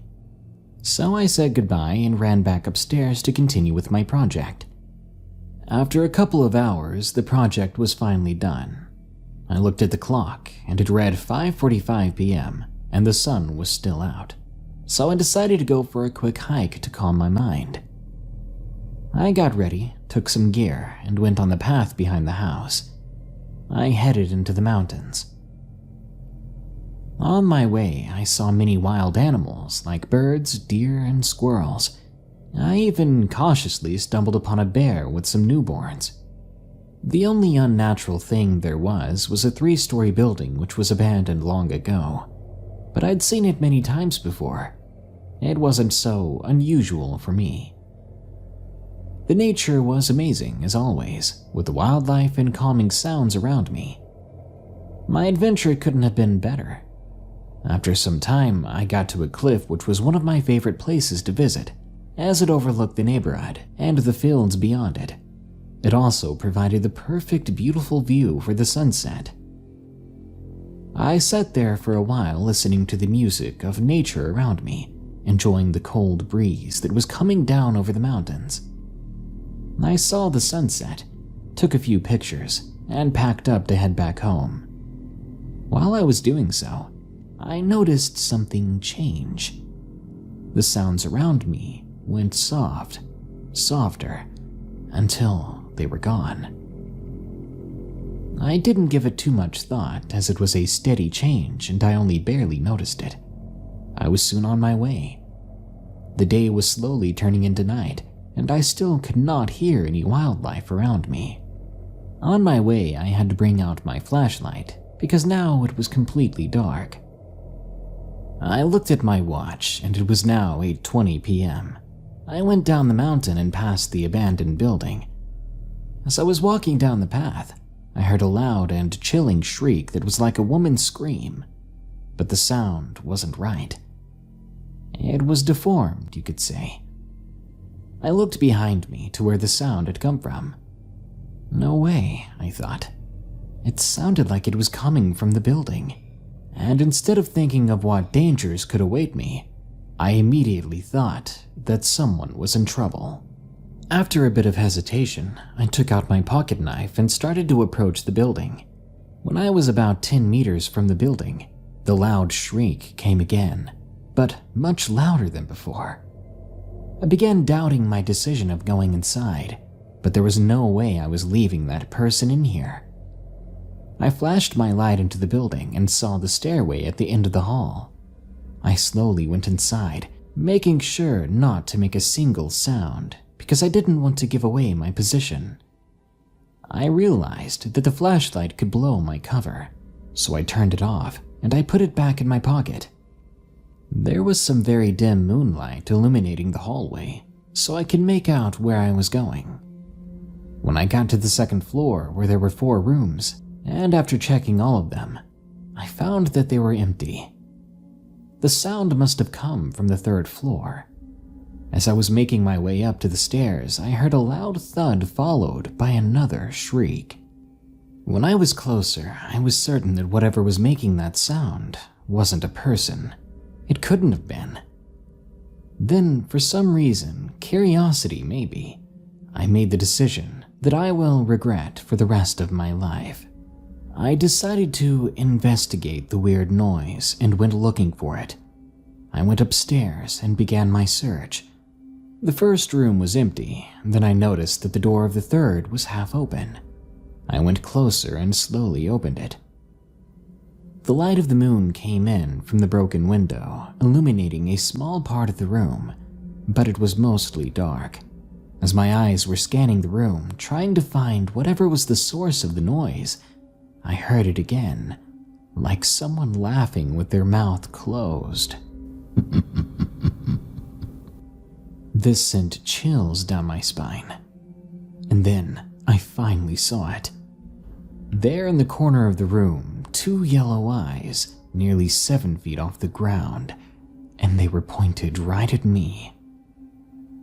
My mind stopped. I couldn't think at all. I couldn't even react. Then the creature spoke. Its voice was deep, and it rumbled in my stomach as it echoed throughout the building. It said, "You shouldn't have come here." The shock from hearing it talk forced me out of my paralysis. With my mind returned to me, I immediately began to run. As I got to the stairs, I turned back to look at the room, and my soul almost left my body, because there in the door, I saw the thing peering its head into the hallway looking at me. That was it for me. I ran like never before in my life. I made it back downstairs in just a couple of seconds and ran out of the building into the moonlight. As I was running down the path, I heard the shriek one last time. I stopped for a second and looked back at the building. There in the broken window on the 3rd floor were those yellow eyes piercing into my soul. I started running again, never stopping until I got back home. My parents were home and became concerned about my situation. I didn't tell them what happened. I told them instead that I was chased by a bear. Fortunately, it's been 4 months since we moved from that house, and I hope whoever moves into it stays far away from that abandoned building. The Dark Entity, from Anonymous.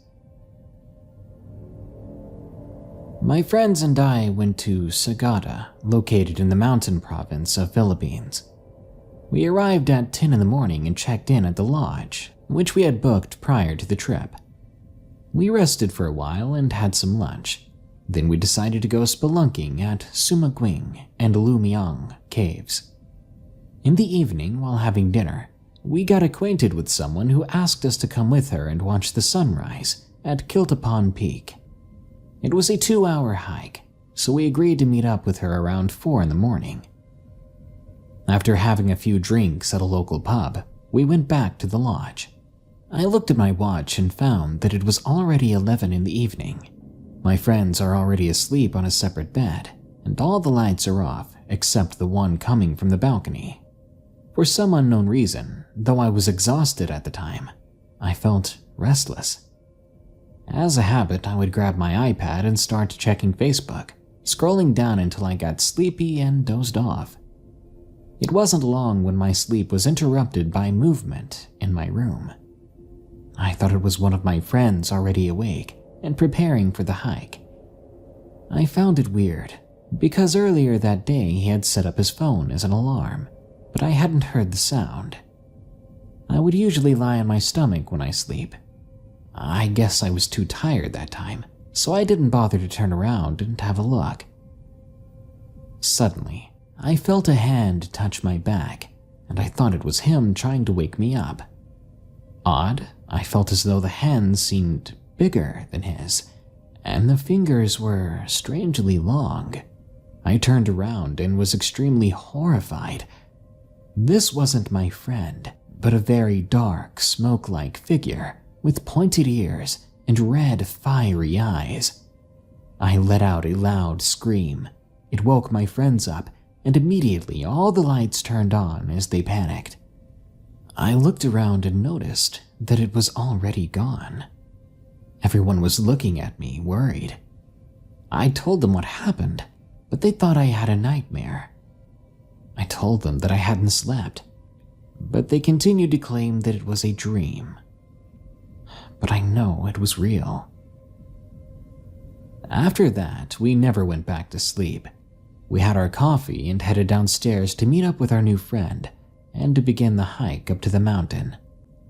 There were only 4 of us, yet I felt another presence among us.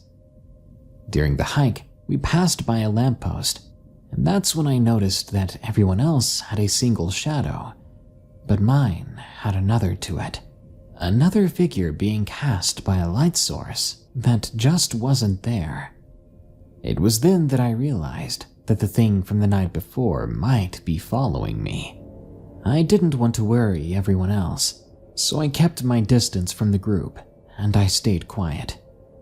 Even though we were being guided by a map, we got lost nearly the entire day, taking several routes that only got us more lost. We ran into a number of dead ends that didn't even appear on the map. We even went beyond the trail. We somehow managed to reach our destination though, and when we did, I finally felt better. But on our way back, our new friend asked why I looked so distressed the whole time. But I said I was just tired. When in town, I asked around from the locals. I was shocked to find out that they had lore about this very occurrence, stating that many folks who go into or around those caves end up having something attached to them, as the land around those caves is a burial ground. That was something I was never told, otherwise I wouldn't have gone in the first place. After I got back home, the attachment seemed to have left me, and I couldn't have been more thankful. I'll never trespass on burial grounds again, and if I'm not sure about the land around me, it's better to be safe than sorry. Stalked by something. From Luke. I'm 17 years old and don't really believe in the paranormal. Now, me and my friend Dylan, who's also 17, often go on hikes late at night every few days a week. During this time, we never experience anything out of the ordinary, but that would change. On one of these hikes one night, I suggested we do something a little bit more exciting and maybe a bit silly. I thought it'd be fun to play with a Ouija board in the middle of the night in the middle of the woods. He agreed with a broad grin, telling me it was a ridiculous idea, but he was all in for it. We had a tight budget, so we had to print the Ouija board ourselves and use a glass as a substitute for a planchette. The following night, approximately at 10 p.m., we headed out. I had a rucksack with the Ouija quote-unquote board in it, some newspaper to sit on, and a bit of food. We hiked to the nearest forest, where I knew the location of a ruined monastery. It was already pitch black, and it took a while for our eyes to adjust to the darkness. After 20 minutes of walking and telling each other how dumb this was, we arrived at the monastery, where I turned on the torch on my phone to find a suitable place to play the game. I unpacked the board and the newspaper, while Dylan got the glass from his jacket pocket, which was far too big, so we had to resort to using a coin. I began to ask the board standard questions, to which there was no response, as we expected. After 10 minutes of messing around with it, we heard some dogs barking in the distance. That alone was a bit creepy. Let me remind you, we were in the middle of the forest, and it was pitch black. Some other kind of animal began to shriek. We thought it was a bird, but it was unlike anything we'd heard before. Suddenly, a cat ran straight past us. We stood up, shocked, and glanced around, half expecting something else to show itself. As quickly as the sound started, they stopped, and it went completely quiet. At this point, we were on edge. Dylan broke the silence by asking if we should try to use the board again. I sat back down while nodding slowly. By then, we weren't even really concentrating on the game, but instead just scanning the tree line and glancing around. I've heard stories like this before, and never understood how people could say they felt watched. But that changed right then. Dylan stood up, not wanting to play the game anymore. As I looked at his face, I saw an expression I'd never seen on it before. One of fear. Pure fear. I began packing the bag when we heard heavy footsteps from behind the trees. We just stood there in terror, trying to be as silent as possible. Whatever it was definitely no bear, because we don't have those in Switzerland, not even wolves. But being able to tell from the sound of these steps, this was definitely nothing small. And then, out of nowhere, the smell of rotting meat hit us like a freight train. I've no idea where the smell originated, but it was gut-wrenching, and I could feel bile rising up from my stomach immediately. Without saying a word, Dylan and I bolted down the path that would lead us back. While we ran down the hill, there was something behind us, chasing after us, something bigger and heavier than both of us. We didn't dare look back. As we crossed a river, there was a splashing sound coming from right behind us. It probably tried taking a shortcut by bypassing the bridge. I quickly took a glance back, but I could see nothing but darkness. As we passed the first few street lamps, the footsteps stopped, but that didn't keep us from running another 3 minutes. I lit a cigarette, shaking my head in disbelief as Dylan was losing his mind, asking me what the hell that was. But I had no clue, and to this day, I still don't. Hiking Strangeness from Spooky Panda Boy. I was born and raised in South Carolina. I've always lived in rural places, so I've never been scared of the wilderness before. But still, I can see how they can be creepy, which is something I actually like. When I was 8 years old, we moved out of my childhood home to live with my grandparents. They had a house built in a nice neighborhood in the middle of the woods. Me and my sisters loved living there, and we explored the woods often. One day, my sister Carly went somewhere with our mom, and our dad was at work. Me and my other sister Katie probably should have stayed inside then, but that would have been boring. We went into the woods and explored areas we hadn't yet discovered. About an hour into our hike, we started up a steep hill when we found something. It was a large spinal disc.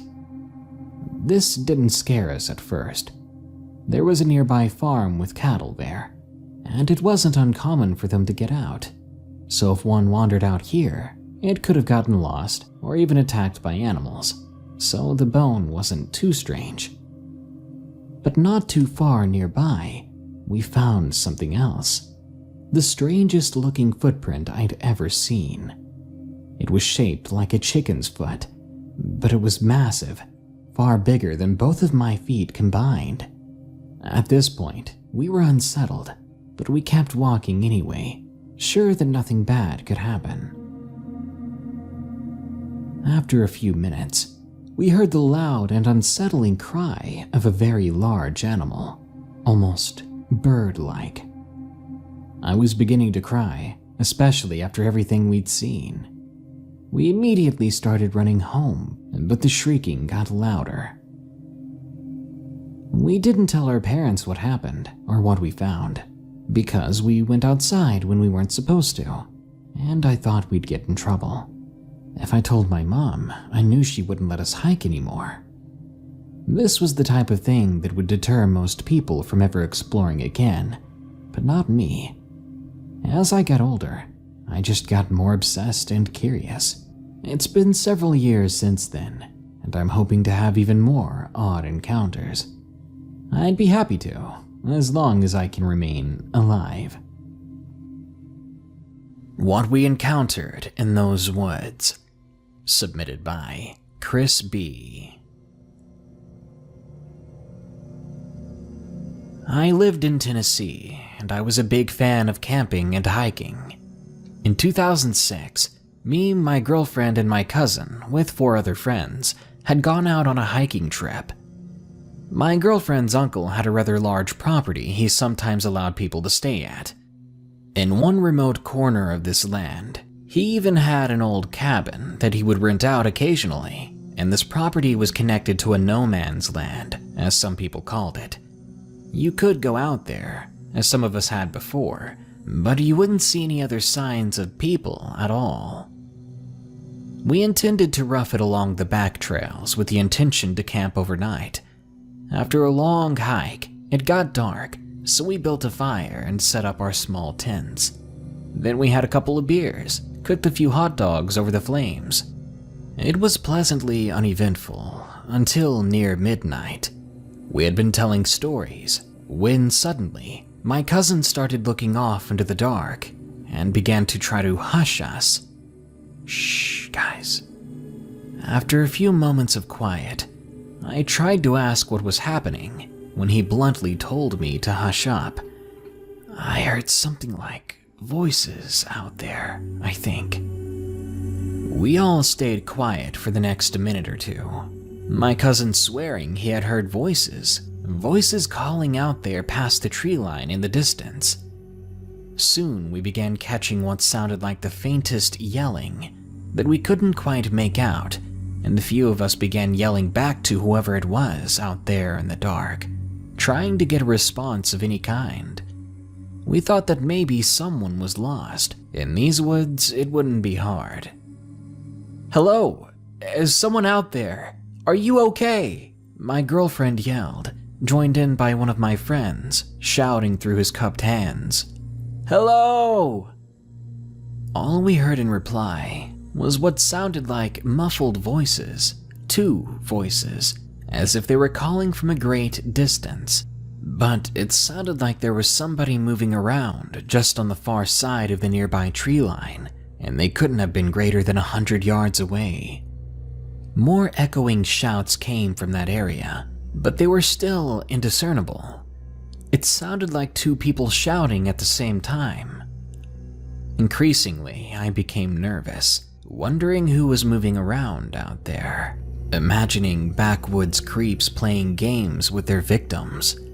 Here at midnight, something was wrong, I felt. For a short while, we heard nothing. One of my friends went to his gear and retrieved the old Ruger Bearcat 22 that his father gave him as a gift. "If someone wants to rush our camp, I'd like for us to be ready," he said. I nodded, feeling on edge. "Do you need help?" my cousin shouted again. In response came 2 voices shouting vaguely once more, still sounding distant. Before, they had sounded like someone shouting words, even if we couldn't quite make it out. But now the shouts were loud and garbled, wordless shouts and baying noises.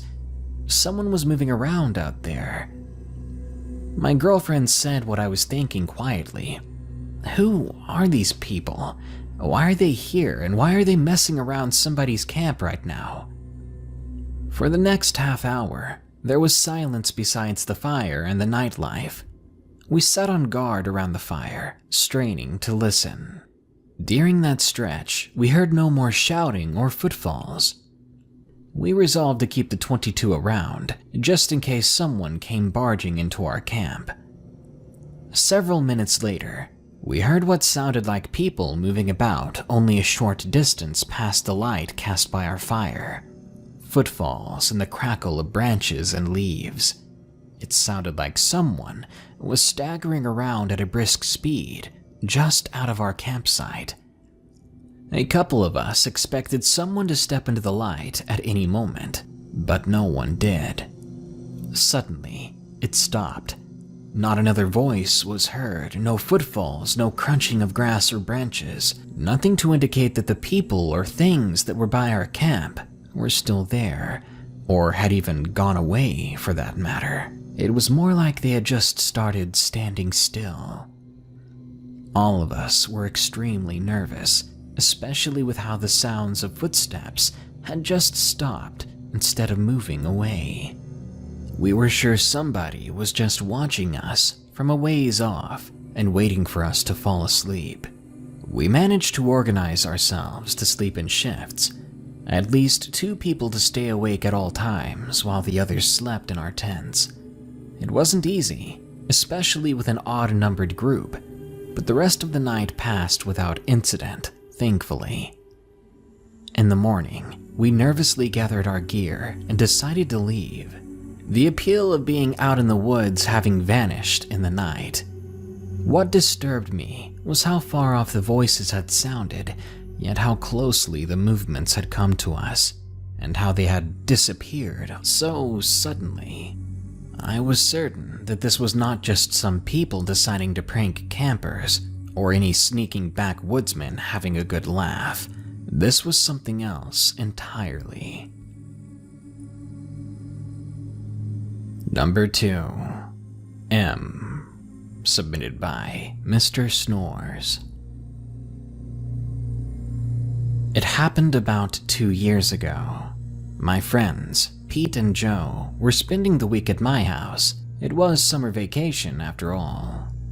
We lived in a small town to the west of Tennessee. There were plenty of fields around where I lived, so we usually went out on hikes.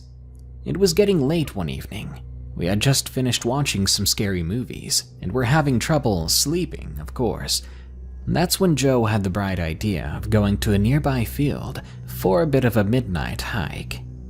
I told him we weren't allowed to go hiking at night, but he didn't care. Pete wasn't so sure at first, but after he was convinced, the two of them convinced me, and sure enough, we started to sneak out. Luckily, my parents were fast asleep, so that part was easy. Now, we had never been in this field at night. We were aware of coyotes and such, so I had brought my machete just in case. As soon as we entered the field, we immediately got the feeling that we were being watched. We tried to ignore it, because to me it was probably the fact that we were out where we shouldn't be, when we shouldn't be. Around 20 minutes later, we decided to stop for a break. Pete and Joe decided to sit down for a little bit, but I couldn't. I got that same feeling again, as if we were being watched, or even worse, hunted.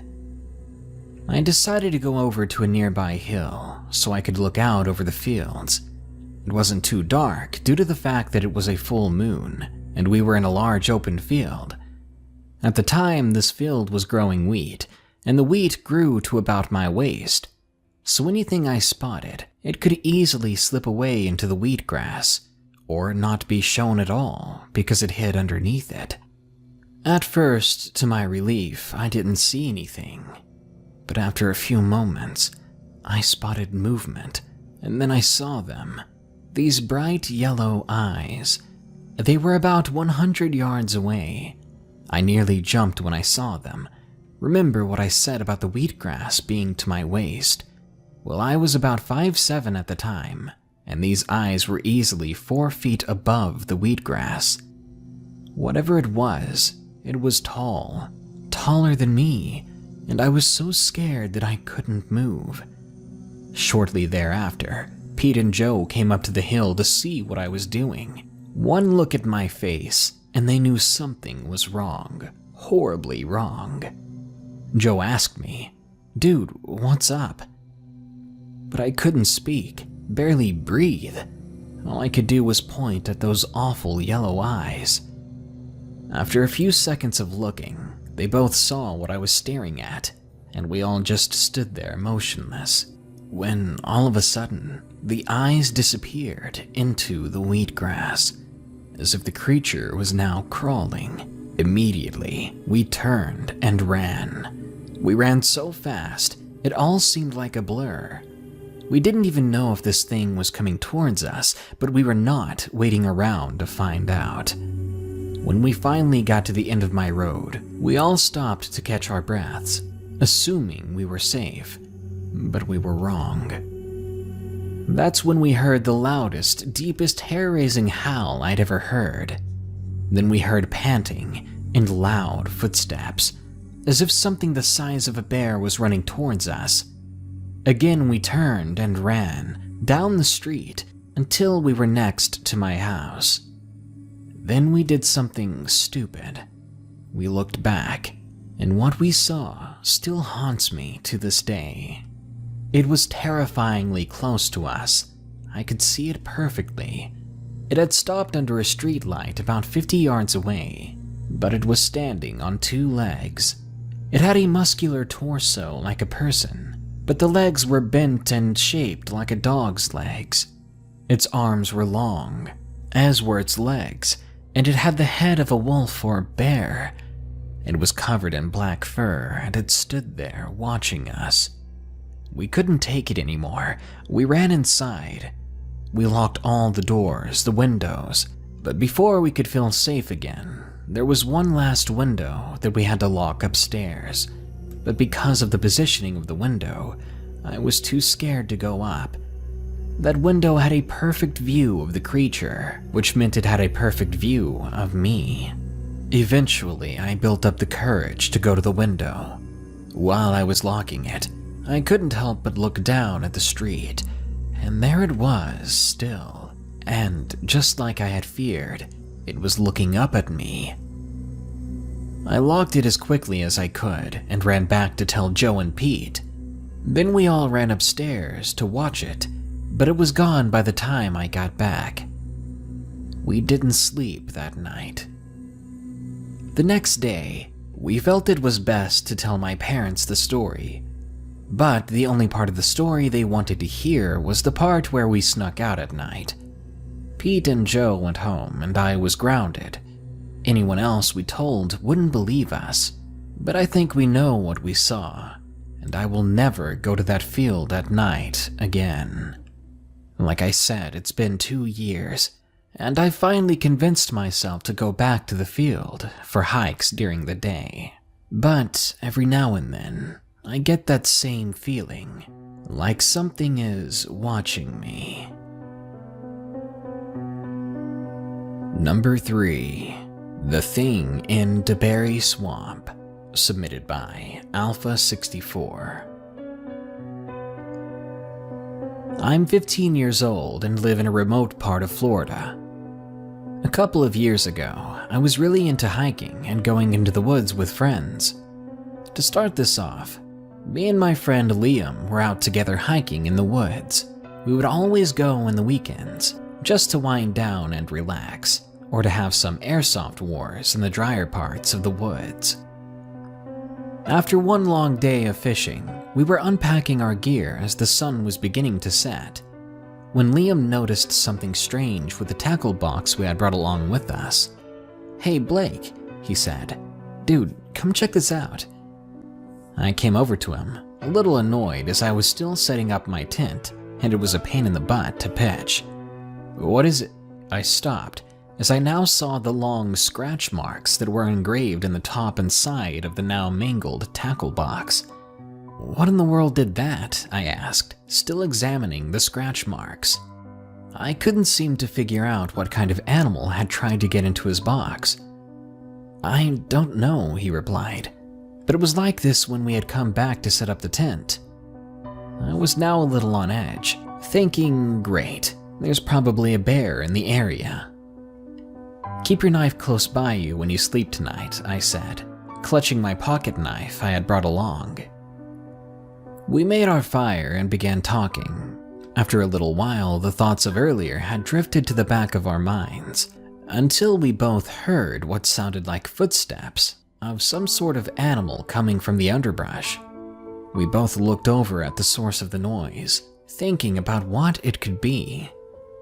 Those footsteps were too loud to be anything like a raccoon or a squirrel, so we had our knives out, just in case it was a predator stalking us.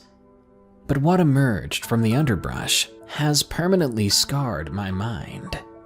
It was a tall, thin, and pale-looking creature, almost pathetic-looking in how scrawny it was, but its hands were claws that were bigger than any I'd seen attached to an animal.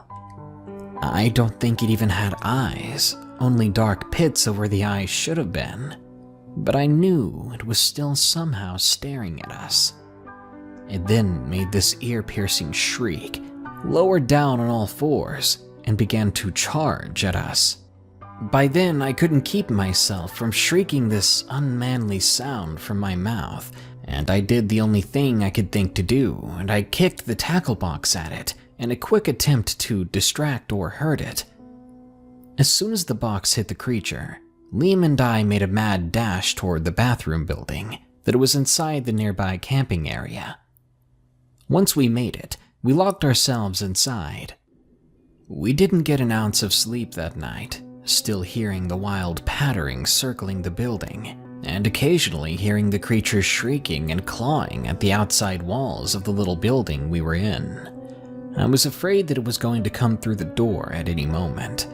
We had stopped hearing the shrieking at one point, and the pattering died down, but we still waited to go outside until the sun rose, just in case it was waiting for us. When we finally did emerge from our temporary safe haven, we saw claw marks all over the door and walls of the little building. We quickly made our way back to the camp, keeping out a close eye on our surroundings. When we made it back, everything was destroyed and thrown all over the place. We turned around and got out of there as quickly as possible, not picking up our stuff, not wanting that thing to come back to us. When we got back to Liam's place, we decided not to go back out there and to not tell anyone what we saw, because despite what we just lived through, the sound of the story made it seem insane. Number 4. The Creepy Man, submitted by Clara. When I was 16 years old, I lived in Michigan. I am a huge athletic nerd and I go hiking every day, unless I feel lazy. On a particular day, I picked the wrong day to go, because I met someone and experienced something I will not want to experience ever again. So one day I drove to my favorite hiking trail. It's the one I go to just about every time I go hiking. And right away, I saw this weird guy. He looked to be in his mid-30s, but me being as stubborn and hard-headed as I was, I ignored my gut instinct, which was telling me to just go home today. So I parked, got out, and went on the jogging trail. Before I disappeared on the trail, though, I got a short glance at the guy. He was looking back at me, too, so I looked away and went off. I got 200 to 300 yards away from the entrance, and I took a short break. And that's around the time I heard this scream. It sounded like it was from a man. I looked down the path to see if someone needed help, but my heart sank in my chest. It was the guy from the start of the trail. He was running straight toward me. My adrenaline pumped, and I began to run away from him as fast as possible. But he was catching up to me quickly, and I thought I was pretty fast. The guy ran like he had taken 2 shots of steroids or something. When I realized him catching up to me was inevitable, I began to cry and panic.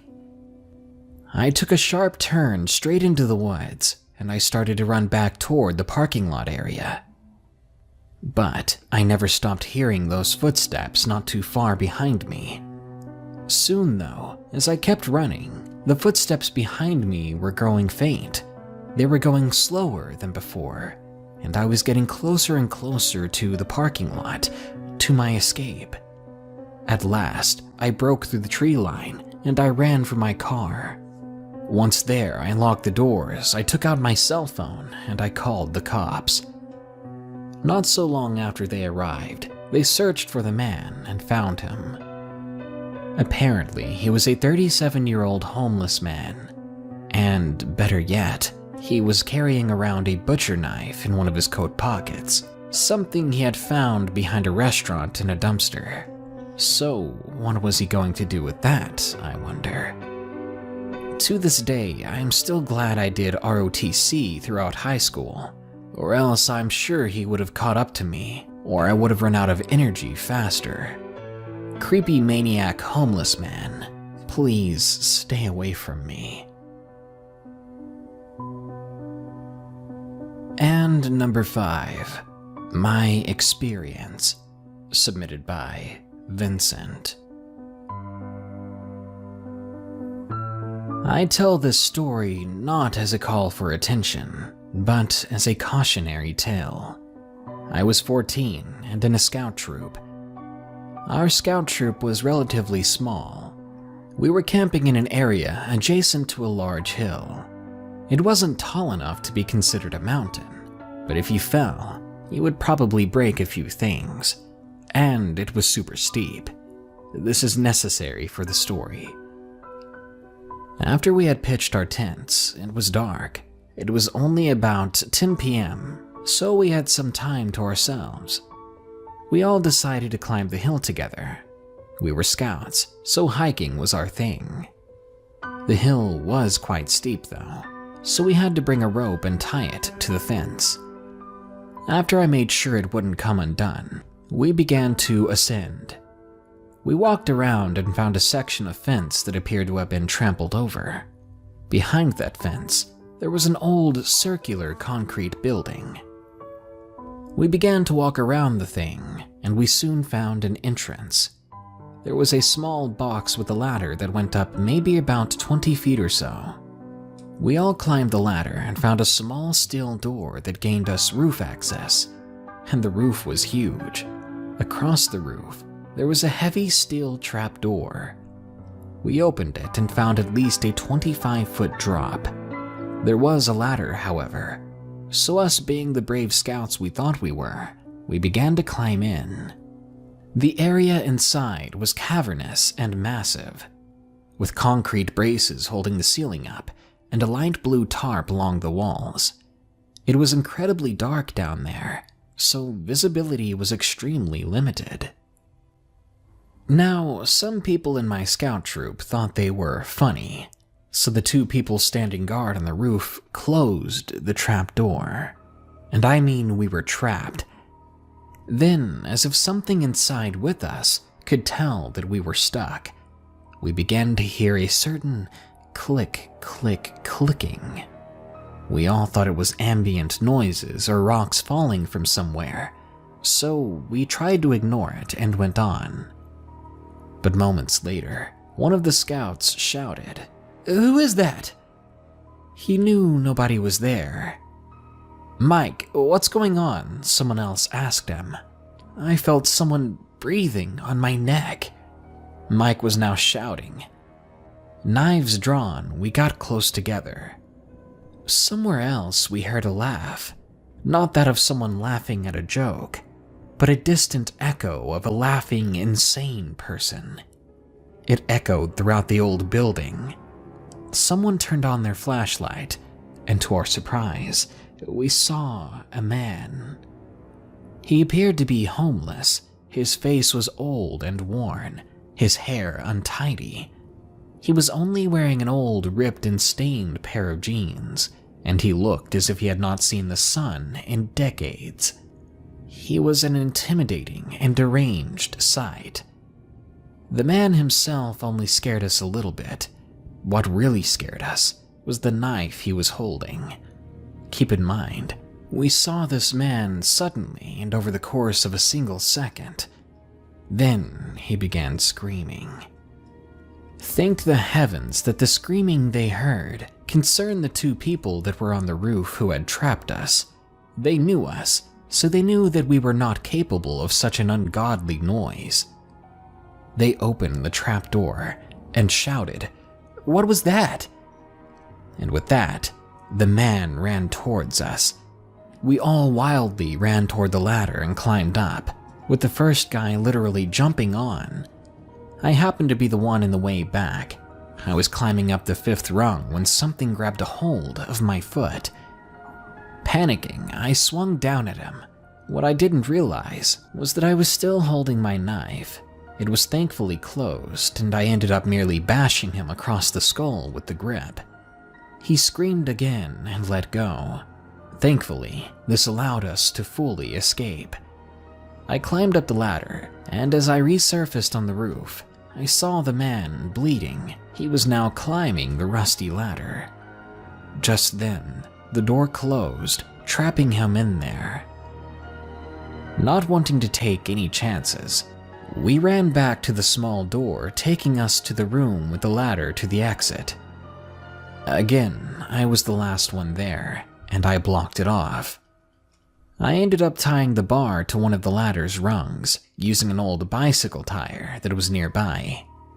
I got onto the ladder myself, and I rushed down. I met back up with my fellow scouts over by the exit. We all silently decided to never speak of this moment. We'd probably get in a lot of trouble anyway. We got over to the trampled fence, and we made our way back down. We didn't go back up that hill again. To make sure nobody else got any bright ideas, I untied the rope and I slid down the hill. The rest of the week was uneventful, but on the last night, I could have sworn I heard a distant screaming. Not that of a man in pain, but that of a man who had been driven into madness. Remember, if you do go urban exploring, bring something to defend yourself.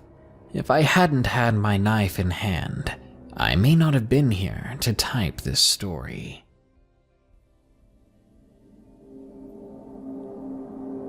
Never walk alone on a wooded road, because you'll find something, or something will find you, that will change your life forever.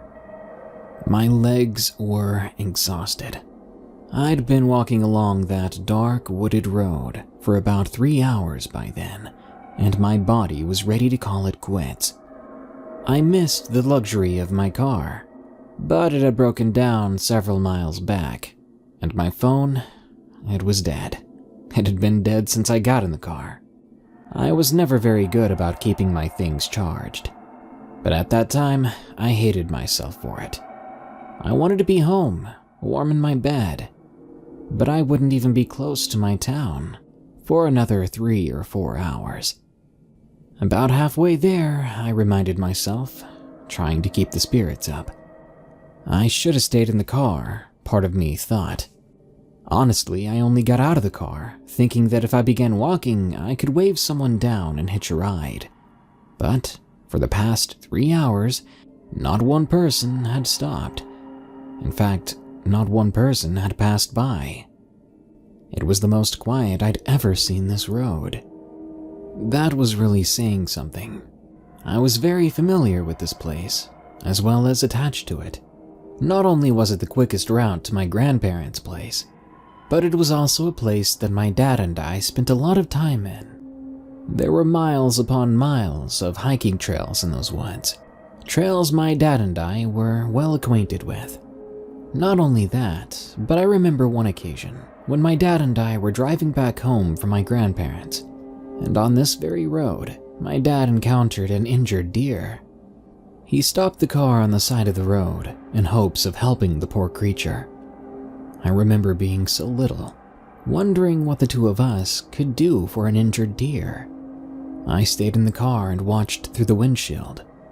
The next thing I knew, my dad stood up, and so did the deer, which began to walk away, but stopped only for a moment to look back at my dad, as if to acknowledge the help.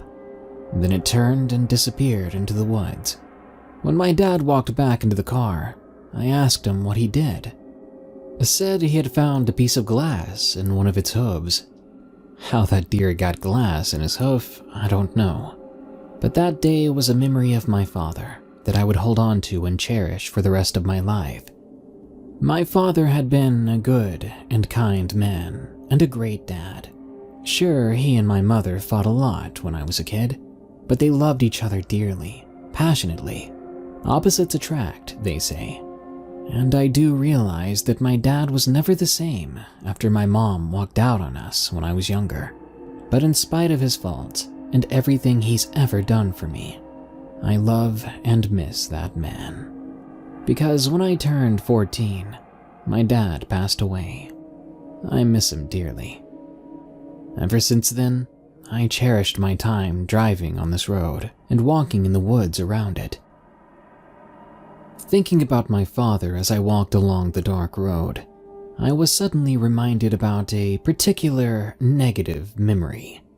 A specific part of this road that my dad was always wary of.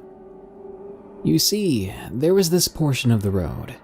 It wasn't much different from the other parts of it, save for one thing. A near ancient stump that had been there for as long as I could remember. The part of the stump that faced the road. It was covered in fungus and moss. I noticed that insects would land on that side with ease. The other side, facing the woods, it was all dark and rotted. A disgusting color between gray and brown that no natural living thing should be.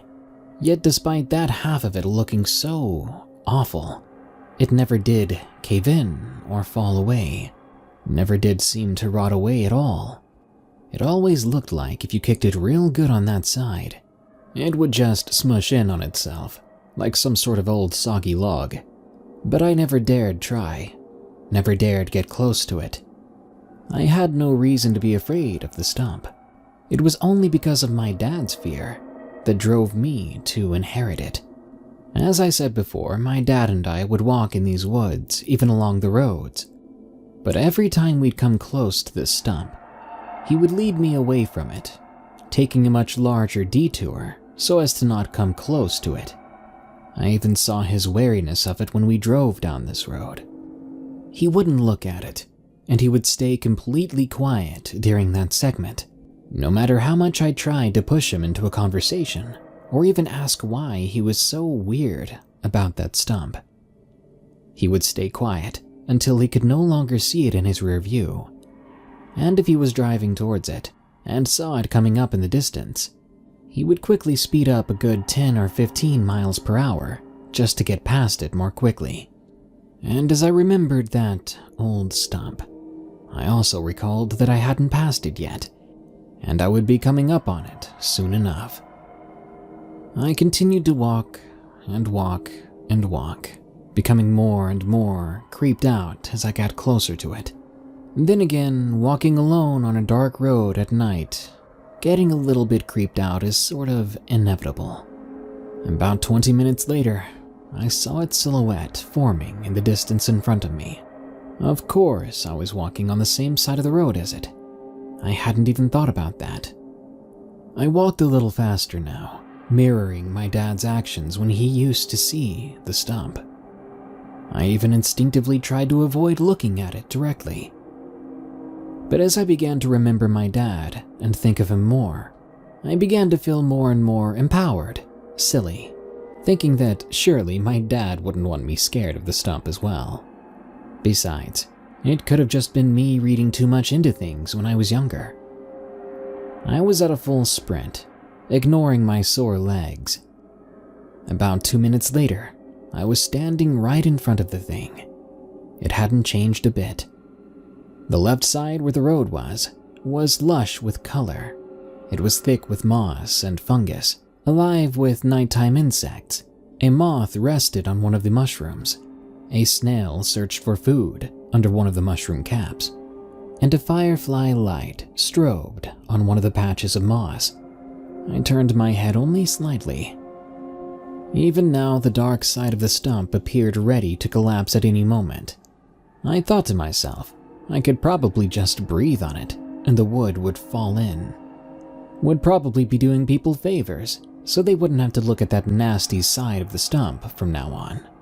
With a sigh and a smirk, I walked over to that side of the thing. I felt way too confident. Here sat this thing that my father was afraid of for so long. Maybe, just maybe, I might do him a favor. I took a couple of steps back, then got a decent running start. Placing all of my weight into my left foot, I kicked at the side of the rotten end of the stump. For some reason, I expected it to be rough, hard, expected my kick to have no effect, as if there was some sort of magical property to this dang stump. But when my foot made contact, I could barely feel anything. It was like kicking a big wet sponge. A landslide of bark flew off of the thing, the rotten side of the stump nearly separating itself perfectly from the lush side. I smiled for a moment, catching my breath after the sudden outburst. I looked down at the mush of old bark, and before I could feel triumph at what I had done, I covered my mouth and held back a scream. There, under the bark that I had just kicked, there was a hand, a withered hand nearly the same color as that rotten wood around it. Horrified, I dropped to the ground. I couldn't believe what I was looking at. I found myself crawling closer, needing to know if it was really a human hand that was poking through the soil. I crawled with utter reluctance toward the stump, or what remained of it, driven only by morbid curiosity. When I was next to it, I began to dig and pull at the soil that was loose with my hands. As I revealed more of what was underneath, I stopped, now unable to breathe. It was a face, withered just as much as the hand, if not more, but a face that was recognizable nonetheless. A face I recognized. It was my mother. I wanted to throw up. I wanted to keel over right then and there, to be lost to that wooded road, like my mother apparently. And as my mind could not form a proper thought, as if on cue by some higher power who had been waiting for me to make this discovery, an old pickup truck drove by, saw me on the side of the road, and stopped. An old man asked me if I was okay. I couldn't even look at him. But sure enough, he followed my gaze to the stump. He cursed under his breath, running back to his truck to grab his phone and call the police. Later on, forensics revealed that it was in fact my mother. My mother who never ran away. My mother who never abandoned us. My mother who had been killed by my father and buried under this old tree stump. I now know why my dad feared it, and I can't help but wonder if that side of the stump rotted like that as a signal. One last cry for help from my late mom.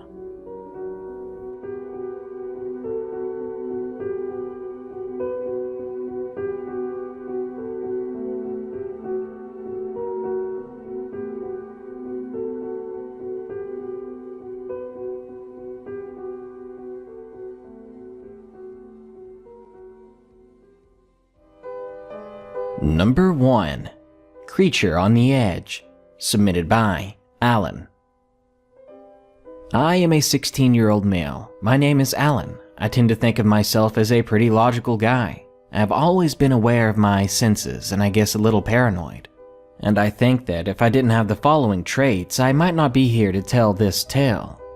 When I was about 15, me and my friend, who we'll call Jack, were biking through a very narrow, desolate road in the more unknown areas of Colorado. I'd rather not reveal the exact location, but the road was one of the more typical roads you would see in a more desolate area. A small, narrow one composed of mainly dirt, and all along the sides of it a very thick tree line that gets thicker as you move along. While biking on these roads, we always were a little creeped out, but that just added a little more kick to the ride. But on this day, we never thought that anything like this could happen to such simple people like us. Well, I guess no one ever expects something to happen like this. We had been biking for about 2 hours and would take quick pauses to drink some water or take a bite of our snacks we had packed, the usual stuff. While taking these small breaks, nothing really ever happened, but on this particular day, we didn't take too many pauses because we could hear weird noises coming from around us. But after almost 3 hours of riding, we had to take a break. So we found a pretty big log to park our bikes at, and we sat down to catch our breath. After about 5 minutes or so, we heard what sounded like a woman's scream. As far as I could tell, it was at least 400 yards away from us, to the left. A couple of 15-year-old boys like us wanted nothing more than to show our macho selves as we went to investigate. We walked around for at least 20 minutes, but we found nothing. When we got back, we found our bikes completely destroyed. I mean, the chain was in pieces, the tires were slashed, and the gear shift was ripped right off the handlebars.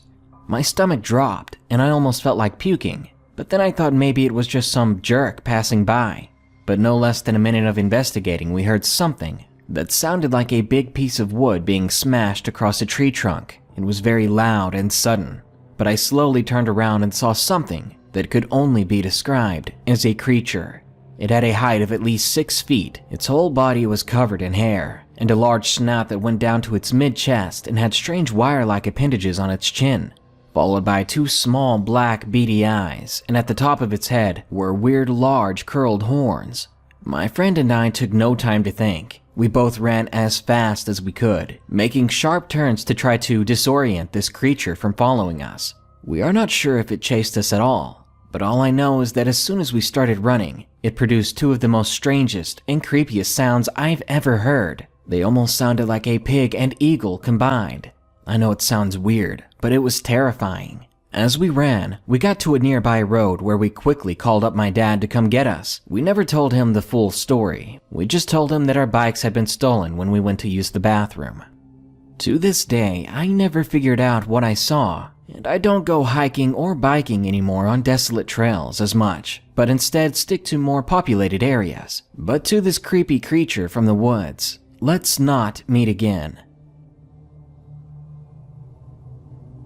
Number 2. Cannibal in the Forest. Submitted by Caden.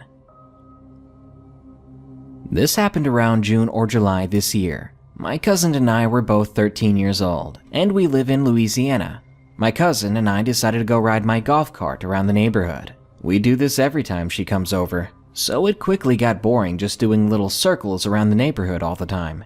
So we stopped at a dry ditch on the road my house was on. I parked the golf cart at the end of my neighbor's driveway that we already felt uneasy about. We once heard what sounded like screaming coming from their yard. Anyway, we got out of the golf cart and took a peek down the ditch to see if there was anything interesting. I saw some old planks of wood lining the side of the ditch about 6 feet in. We decided it was enough to spark our interest and we jumped in. As we walked along the ditch, we heard some rustling beside us, but we thought nothing of it, as it could have just been a deer or raccoon or something like that. We got about 30 feet into the ditch, and I saw an open area, so we decided to take a hike to get to the other side of it, but we continued until we entered a wet part of the ditch. It was full of mosquitoes, so we decided to end our hike and head back home before it got dark. Both my cousin and I were amazed at how large this ditch really was, and I told her sister about it. The next day we went back to what we now call the grotto. We made sure to wear outdoor shoes for better grip. Once we entered, the rustling we heard yesterday was back. But this time it was closer, it was louder. We hiked our way through the open area again, looking out for anyone who might be in the woods with us, since, again, it was very close to our weird neighbor's house. When we made our way through the wet part, we climbed our way out of the ditch and into the woods where the sound was coming from, like the idiots we were. But everyone has a bit of curiosity, right? It seemed like every step we took, spiders would crawl out from under the leaves, almost like something out of a horror movie. We even found a bag of marijuana in someone's hiding place, along with some empty glass bottles and old ripped-up shoes. When I saw those shoes, though, I wanted to leave as soon as possible, but my cousin wanted to keep exploring. We came upon a fallen tree with a pile of fresh trash covering it. I then began to make my way back to the ditch. That is, until my cousin yelled at me. I found something. I then ran back to where she was, and she pointed to a pile of bones. Immediately, we assumed they were that of a small kid, but we did not find the skull, so they could have been animal bones too. When you're creeped out like that, you always assume the worst. We walked closer to inspect the bones, but we heard the sound of someone stomping around us, and it made us both jump. We turned toward the noise, and what we saw was truly horrifying. It was a man with long, dirty hair and bloody fingernails, crouched down like an animal. Luckily, he was running away from us. We must have stumbled upon his spot for something. But strangely, he stopped behind a tree and began to stare at us. We ran back to the golf cart, horrified as to what we might have happened upon. To this day, I haven't and never will look or drive down the road with the ditch we explored. My cousin and I never discussed the event with each other, and we never told anyone about it. Number 3. Troll on the Mountain. Submitted by Sander. I live in and have a cabin in Norway. I've been wanting to tell my story for so long. I swear I saw something one day I would call a troll. Me and 4 of my family members were going on a long, peaceful walk to a mountaintop. We are big nature lovers, so we were enjoying the colors of nature all too much. And being the one that enjoyed long walks and hiking, I was really looking forward to this. During our little hike, along the way, we saw a rabbit running away from this animal. It was very big, maybe 3 to 5 feet tall, but we did not get a very good look at it from there. We kept walking, enjoying ourselves and having a good time. Eventually, we made it to the top of the mountain. It was absolutely beautiful, but as we were looking around, I saw in the distance something big. It took me a moment, but it seemed to be the same thing I saw before, but this time it had something in its hands. I can't say for sure, but it was the same size and shape as a rabbit. It sounded like it was muttering something, maybe even chanting, until it crushed the rabbit's head. I gasped loud, surprised and disgusted.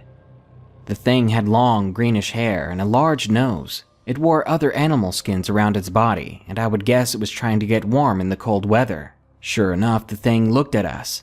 It saw us, probably because it heard me gasping so loud. It screamed in our direction. That freaking scream, it was like a combination of a reindeer and a dying sheep, if that makes any sense. It was awful. Its eyes were glowing yellow, and its mouth had many disformed teeth, and on the other side of its face, it had the faces of crying children. I wanted to throw up just looking at this weird thing. We all rushed down the mountainside in a panic, pushing past each other, trying to get through. I can say that after that night, I've been pretty spooked, and I swear, every so often I can hear that thing out in the woods screaming and chanting. Remember, whenever you go walking, whether you're going on a mountain trip or hiking alone, you really aren't ever alone. Number 4. The Skinwalker That Followed Us. Submitted by Backwoodsman78. Before I go and tell this story, I want to make sure to all of you listening that these things are real, including this story. Me and my friend had decided to go hunting out in a new spot. This new spot was almost about 4 miles from my house. We were dropped off by my dad just a mile in to sort of reduce the walk, but it still turned out to be a bit of a hike. But luckily, this far out, we wouldn't scare the deer off. It was around 5:20 in the morning when we got in and started walking. But as I looked up and along the tree line, I saw a tall figure standing there. I assumed it was just a configuration of trees and branches. You know, how human eyes make out familiar shapes and things. I didn't say anything to my friend, I just simply assumed it was branches. Not even going 30 yards in front of me, I heard a noise up the steep bank that caught my attention. And as I looked up, I saw something I had only heard of. It had to be about 6'4" or 5", because I'm 6'2". I immediately got behind a tree as I thought to myself, maybe it's just another hunter. But the real dread came when I realized we were right now around 5 miles in from an actual road, and we were nowhere near someone else's property line. I had preloaded a .308 caliber full metal jacket round in my Remington. I told my friend that I did not care who or what it was, but if it came down to it, it was going to be dead. We sat for around 3 minutes, and this thing began to walk down the side of the mountain towards us, seemingly unafraid. I ended up getting a closer look at the thing. It was tall, skinny, and what really gave it away in my mind was that it had this hat on its head. I knew what it was as soon as my eyes hit it. It was the snout and fur of a coyote. Whoever this was wearing the fur of a coyote. My blood ran cold, and so did my trigger finger. I was just completely paralyzed in fear and amazement that this was what me and my friend were really seeing. I didn't wait any longer. I threw up my Remington and shot at it. And as the bullet hit, you could hear this god-awful noise come out of it. I really can't describe it, but it was between a panther and an elk. After that, we hiked back to the nearest road and quickly made our way out of those woods. To this day, I have never returned to that side of the property, nor that road, but me and my friend still do speak about what we saw that morning. I'm not sure what it was or what it was wanting. All I know for sure is that there is no way in hell that that thing was human. Number 5. The Trail. Submitted by Hammond. It was sometime in August.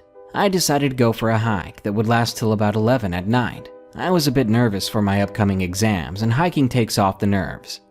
There was a parking lot near where I wanted to hike, and as I entered, there were only about 3 cars there, and one was really shaggy looking with dents all over. There was a man, maybe in his 40s, just sitting there, staring at me as I went onto the trail. About a half hour into the hike, I see him taking a different trail, but he stops and stares at me once again. It was starting to get dark. It must have been 9 p.m., and that's when I heard leaves crunching behind me. I turned toward the noise with my flashlight on, and to my surprise, there was no one there. It was getting late. I decided to head back. The parking lot itself was 30 minutes away, so I guess it was time to go. I was getting close to the parking lot entrance when I hear running behind me. I quickly begin running myself and take a peek behind me, and there was that scraggy, dirty man holding a cloth in his hand and some sort of spray bottle. At this point, I am making a mad dash to my car, reaching for my keys to get in as fast as possible, and I did it just in time. This psychotic man reached for the door handle, and I looked at it, jammed the keys into the ignition, and got the hell out of there. In the rearview mirror, I watched as this insane man, ran after my car with no success. I floored it out of there. The last thing I saw in my mirror was him bolting into the woods. I immediately reached for my phone to call 911, and from there on, I have no idea what happened to the guy. I hope that sicko got arrested, or they did something about it. God knows where or who he is, and who else he might have gotten his hands on.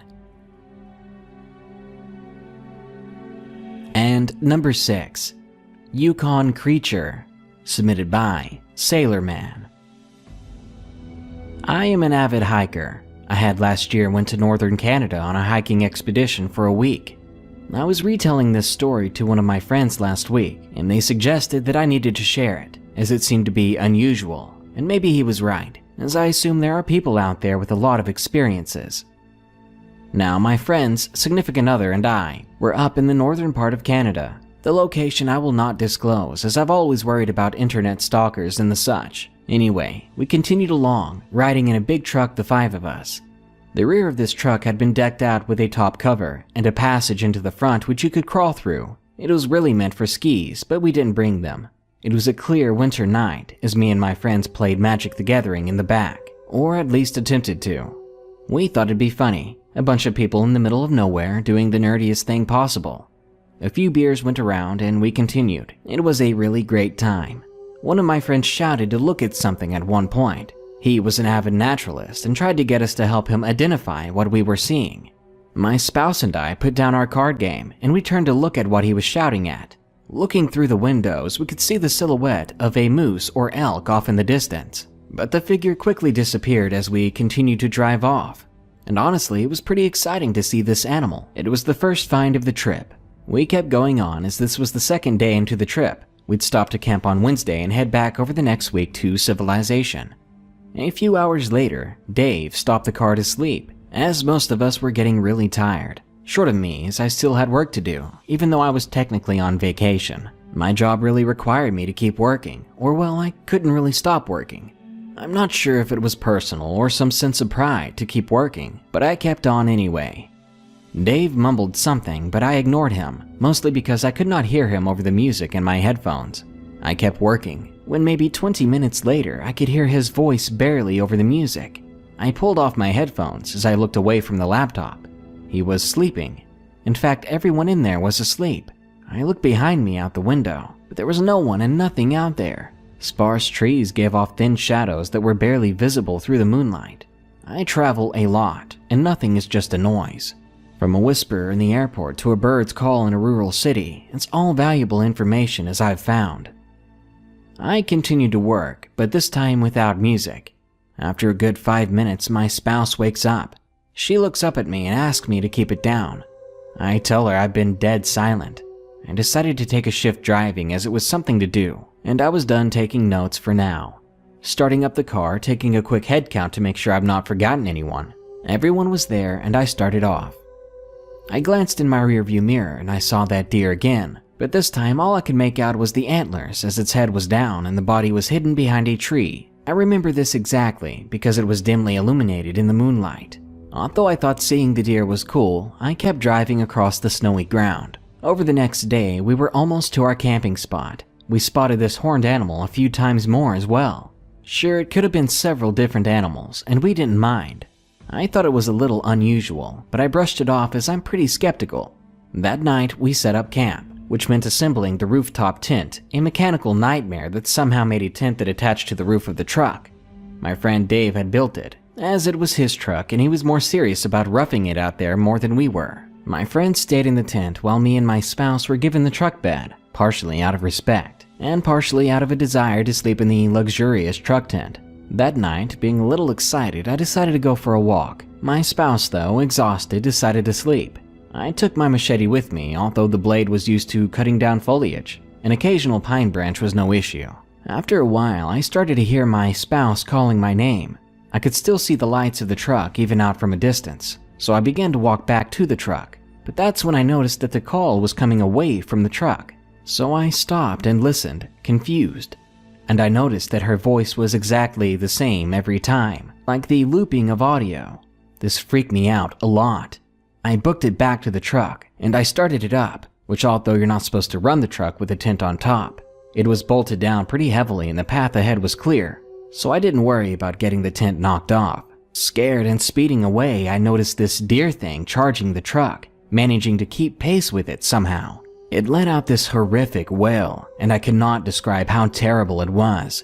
I broke down crying as the guy started to bang on the roof of the truck to tell me to stop. I crossed the stream. The bumpy rocks probably banged up my friend's truck pretty good, not to mention my friends themselves. Suddenly I heard a gunshot, then a second, and a third. And then it stopped. After 5 more minutes of driving, I stopped at the end of this clearing. The thing was no longer following us. My friends climbed down, packed up the tent, and told me to freaking drive.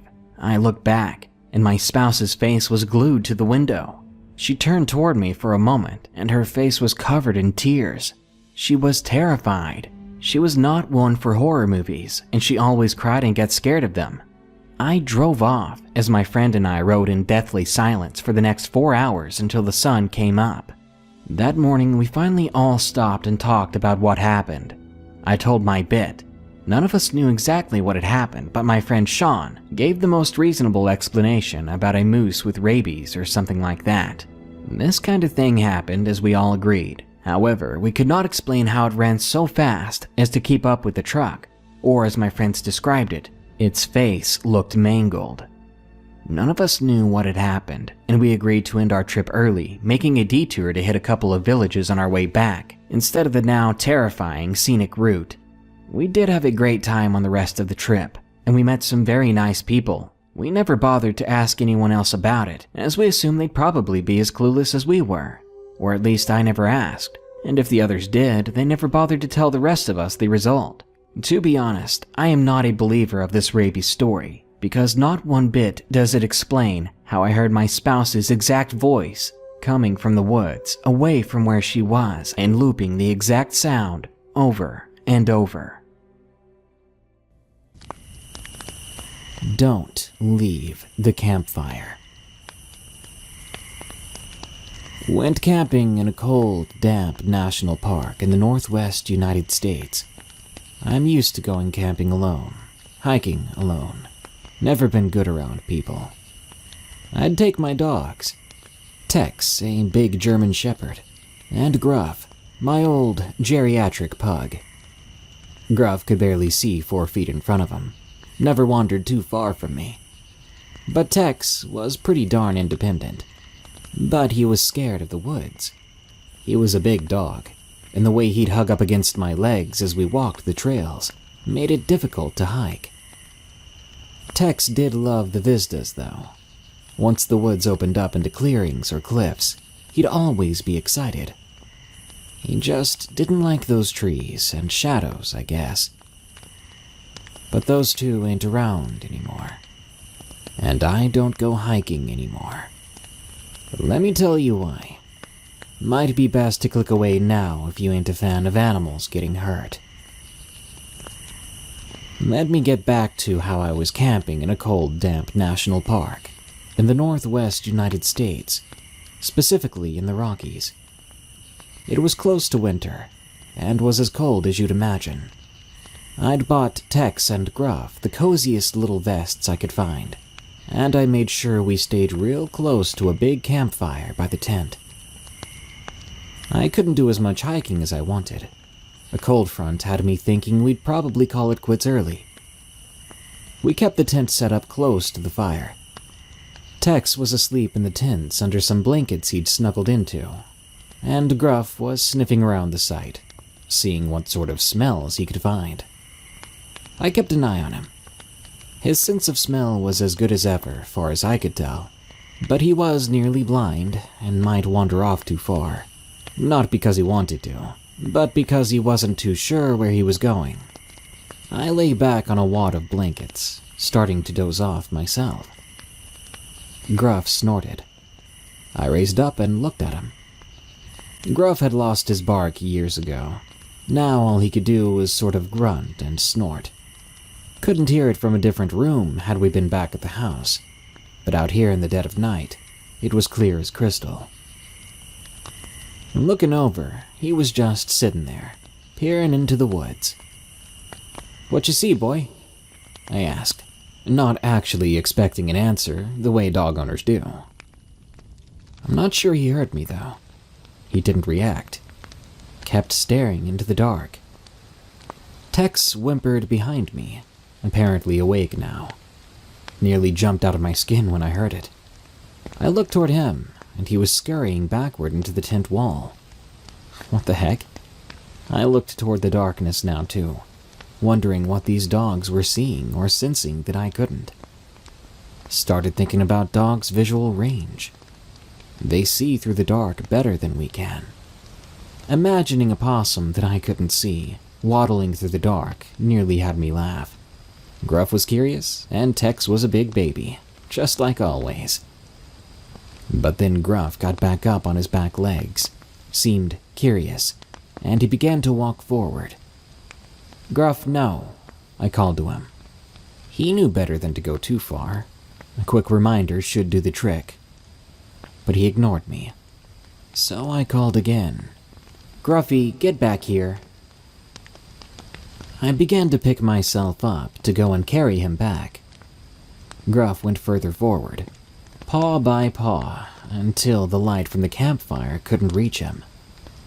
The next thing I knew, there was a muffled yelp, the sound of something big swatting or slapping at the ground.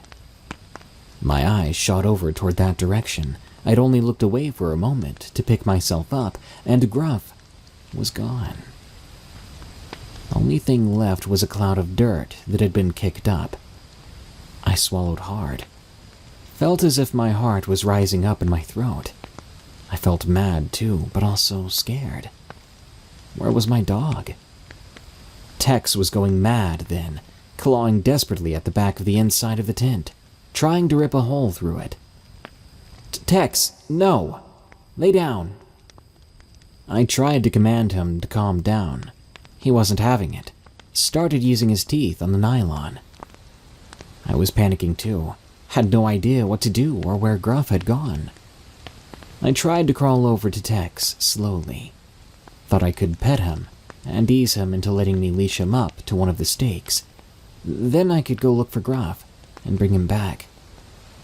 I placed my hand on his back. But then Tex snaps, yelping and digging his teeth into my hand, before continuing to gnaw at the tent. I fall back, cursing. I looked at my hand, and he had drawn blood. The heck was wrong with him? He had never attacked me before. Matter of fact, I'd never seen him bite another living thing like that. He then tore through the fabric after a few more seconds. I couldn't stop him. He tried to jump through the hole then, but as he did, a similar smack or swatting sound echoed from just outside the tent.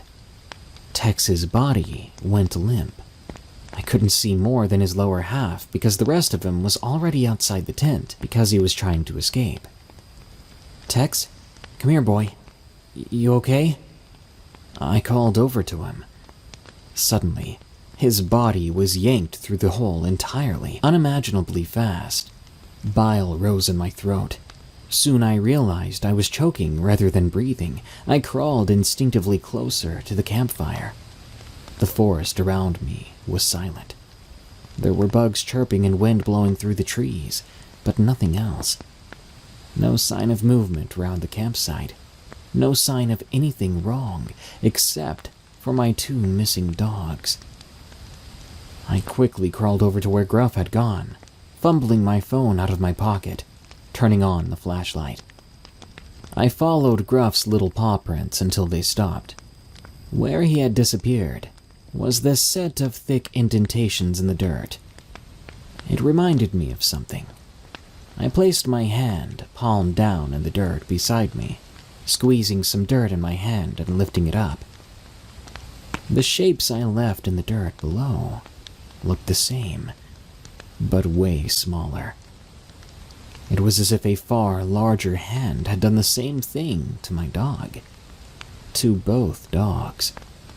Out of breath, I circled the camp with the light, pointing it in every direction, but there was nothing but trees. It didn't make sense. I turned off the flashlight and dialed my wife. She didn't answer. 2 times, 3 times, a dozen times I called. No answer. Then I dialed 911. The operator picked up. I informed them that I was in the Rockies. Someone attacked and possibly killed my dogs, and might still be out there trying to hurt me. But then a familiar tone sounded in my ear. I looked at the phone screen, and a phone brand logo was animating. My phone had died. It was shutting down. I cursed under my breath several times, crawling again, not sure why I was too scared to stand up, as I tried to find my backpack. I soon find it, but I can't find my mobile charger, which was supposed to be in there. No, I think. I left it at home, didn't I? I stayed close to the fire then, not blinking for minutes at a time, my head like a sprinkler shifting back and forth, ready for anything to emerge from the dark and come right at me. But it never did. I stayed in the same spot, trying not to doze off. It blew my mind that my body was still trying to fall asleep after seeing something like this. The fire behind me was dying down to embers and orange coals. Then I hear movement. My heart rate spikes up again. I look up. Something shoots right past me, landing in front of me at the edge of the firelight. It's an owl, thank God. I can see it more clearly. My eyes have adjusted pretty well, and the moon shining through the canopy was a godsend. The owl looks at me with those big eyes. Not sure what it was doing down here until I noticed a mouse struggling between its talons. I guess it wasn't in too much of a hurry to fly back up and have that snack. I watched as the mouse broke free from the owl. The owl's head turns and follows the mouse as it runs towards the darkness. The owl's wings open up as it awkwardly pursued the rodent, and then smack. I see it this time. It's much closer than Gruff had been when it happened. A massive hand came down, pointed at the tips like claws. It swept up the bird and mouse both before pulling away. This hand was attached to a long, spindly arm with tiny, sharp offshoots, and attached to that was a thin and a rigid body. This body pulls the hand inwards until there's a nearly inaudible crunching sound. Then the silhouette of the thing goes motionless. I realized then that the outline of the creature looked perfectly like a tree in the dark. I was panicking all over again. There were trees everywhere. There could be many of those things everywhere around me. Or if there was one, then I might lose track of it, and it could be anywhere. I stopped and took a breather. I had another realization. That thing seemed to only reach for things away from the fire. I couldn't leave. I was trapped here. I had to get the fire going again too, before it died out completely. But I could not venture into the forest for wood. I glanced over to my blankets and backpack in the tent. I did what I had to do. The pack and fabrics made a billow of smoke as they blazed, but they stayed lit for far longer than I expected. I managed to keep the fire blazing until sunrise. When the sun was shining in full force, I picked myself up, didn't grab anything except for my dead phone, and I scanned the tree line. All the trees looked like trees. That was enough for me to break into a full-on run, and I didn't stop until I was forced to collapse on one of the trails. And there I was found by some hikers. People like me. Or rather, people who had no idea what sort of nightmares actually lurk in those woods. I managed to make it out, unsure of what I'd seen, vowing never to go back. When I made it home, I cried, letting my wife know that something out there had attacked and killed our dogs. When she asked what it was, I told her my honest truth.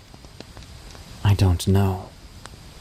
But I'll let you know that if you're ever in the Rockies, you find yourself out there after dark, stay by the campfire and don't let it die out.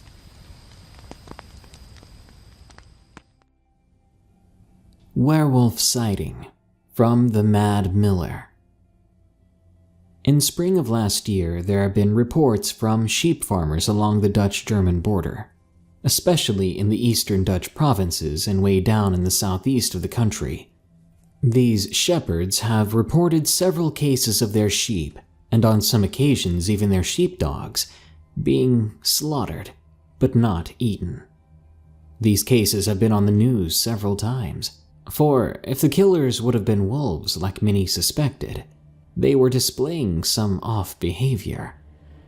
Namely, wolves don't just kill their prey and leave it behind, nor would they consider fighting one or several sheepdogs on a normal occasion. And lastly, they would never invade human territory, especially not on their own.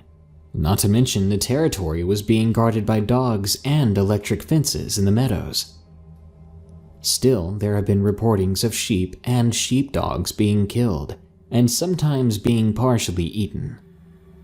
In the southeast, there were 11 sheep, 6 of which were lambs, slaughtered, but left untouched beyond that. There was no trace found of the killer, save for the deep tooth marks in the torn throats of the dead sheep, as well as one paw print, with a length of about 7 inches. After those killings, there was a period of silence, until there came new reports of the killings in the east having been done by wolves. This was said to have been confirmed by DNA tests coming from the bite marks on the dead sheep. Roughly a year later, there is now a small pack of wolves living on the biggest Dutch national park, Veluwe, and there have been no more reports of sheep being killed, not in the news anyway. The killer of the 11 sheep in the southeast has also been confirmed to have been a wolf, but this was never supported by DNA results, or further arguments other than young wolves that are looking for a territory to kill sheep on farms to show other wolves who's boss. But this contradicts the statement that wolves wouldn't dare to approach human settlements guarded by dogs and an electric fence. It was all quite suspicious.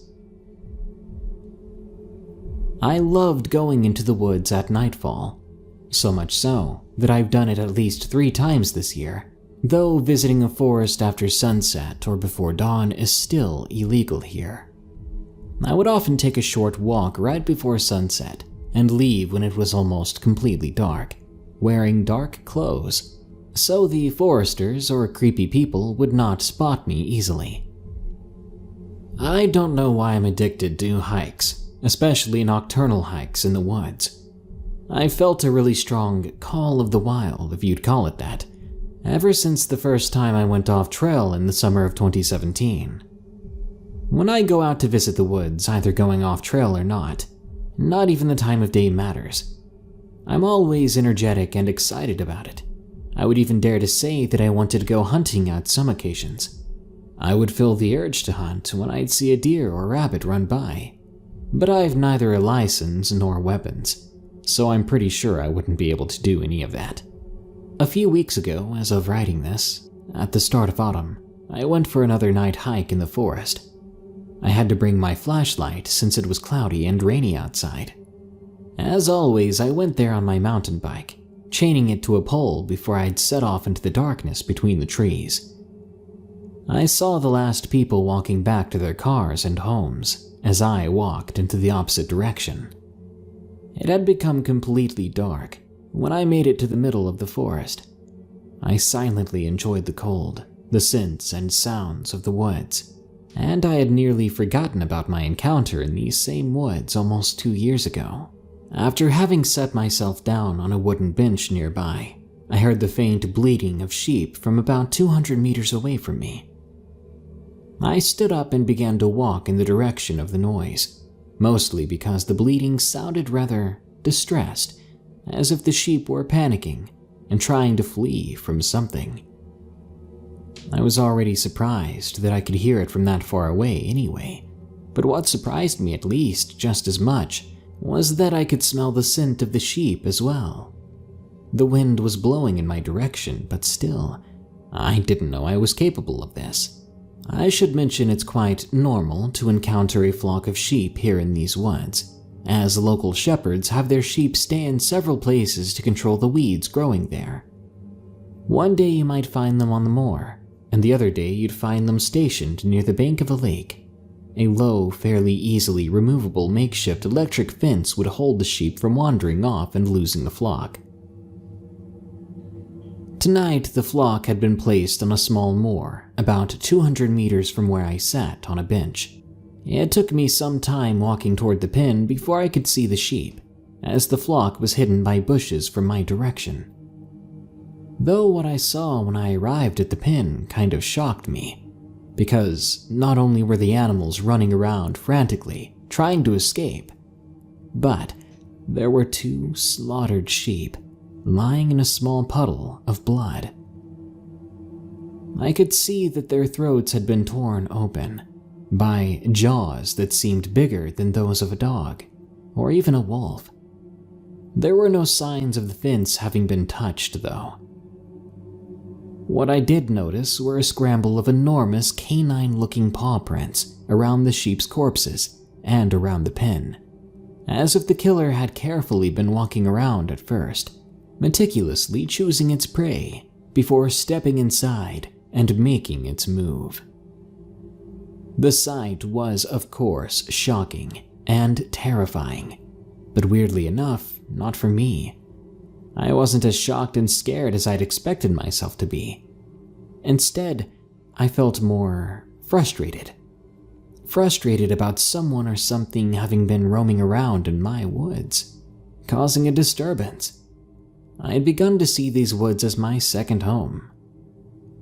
As much of a reckless idiot as I was, I decided to follow the tracks. I was curious to see who or what was roaming the forest at night. If I wouldn't have known better, I would have realized that I might have just been walking into the jaws of death soon enough. I kept following the huge tracks until the trees surrounding me made the environment hard to see. I changed my mind as I could no longer see much at this point, the trees blocking out pretty much every possible light entering my eyes. So I whipped out my flashlight and shone it around, while I could still hear the sheep panicking in the distance, just maybe 55 meters behind me. I was suddenly on edge again when a new scent hit my nose, a scent which seemed to be a mix of wet dog and fresh blood. This would soon be accompanied by footsteps on the forest floor, calm steps, as if something was walking up to me to check me out. I directed my flashlight toward where the scent and sound was coming from, and what I saw first were eyes, gold yellow eyes, about 4 feet above the ground. Now this already meant that whatever it was bigger than a dog, bigger than a wolf even. I froze as the beast stepped closer, and at this moment I could make out its face and front view of its body. It was similar to a wolf, though in proportions slightly bigger and sturdier. Its fur was dark on its back and lighter on its belly. It even seemed to have a short, dark mane on its neck. The animal appeared to be staring at me cautiously, but it didn't seem to be aggressive yet. From the blood on its snout, I could tell that it must have been the beast that killed those sheep. And now, I was indeed scared. Any sudden moves or panic that I could not control could mean the death of me. It wasn't like I stood much of a chance against a beast this big. Still showing no aggression, the creature came closer until it stood about 5 meters away from me. Then, as I stood there watching in utter awe and silence, the creature stood up on 2 legs, like a bear, now towering over me at about 7 feet in height. I felt the hairs on the back of my neck stand up, and I took a more sturdy, defensive stance.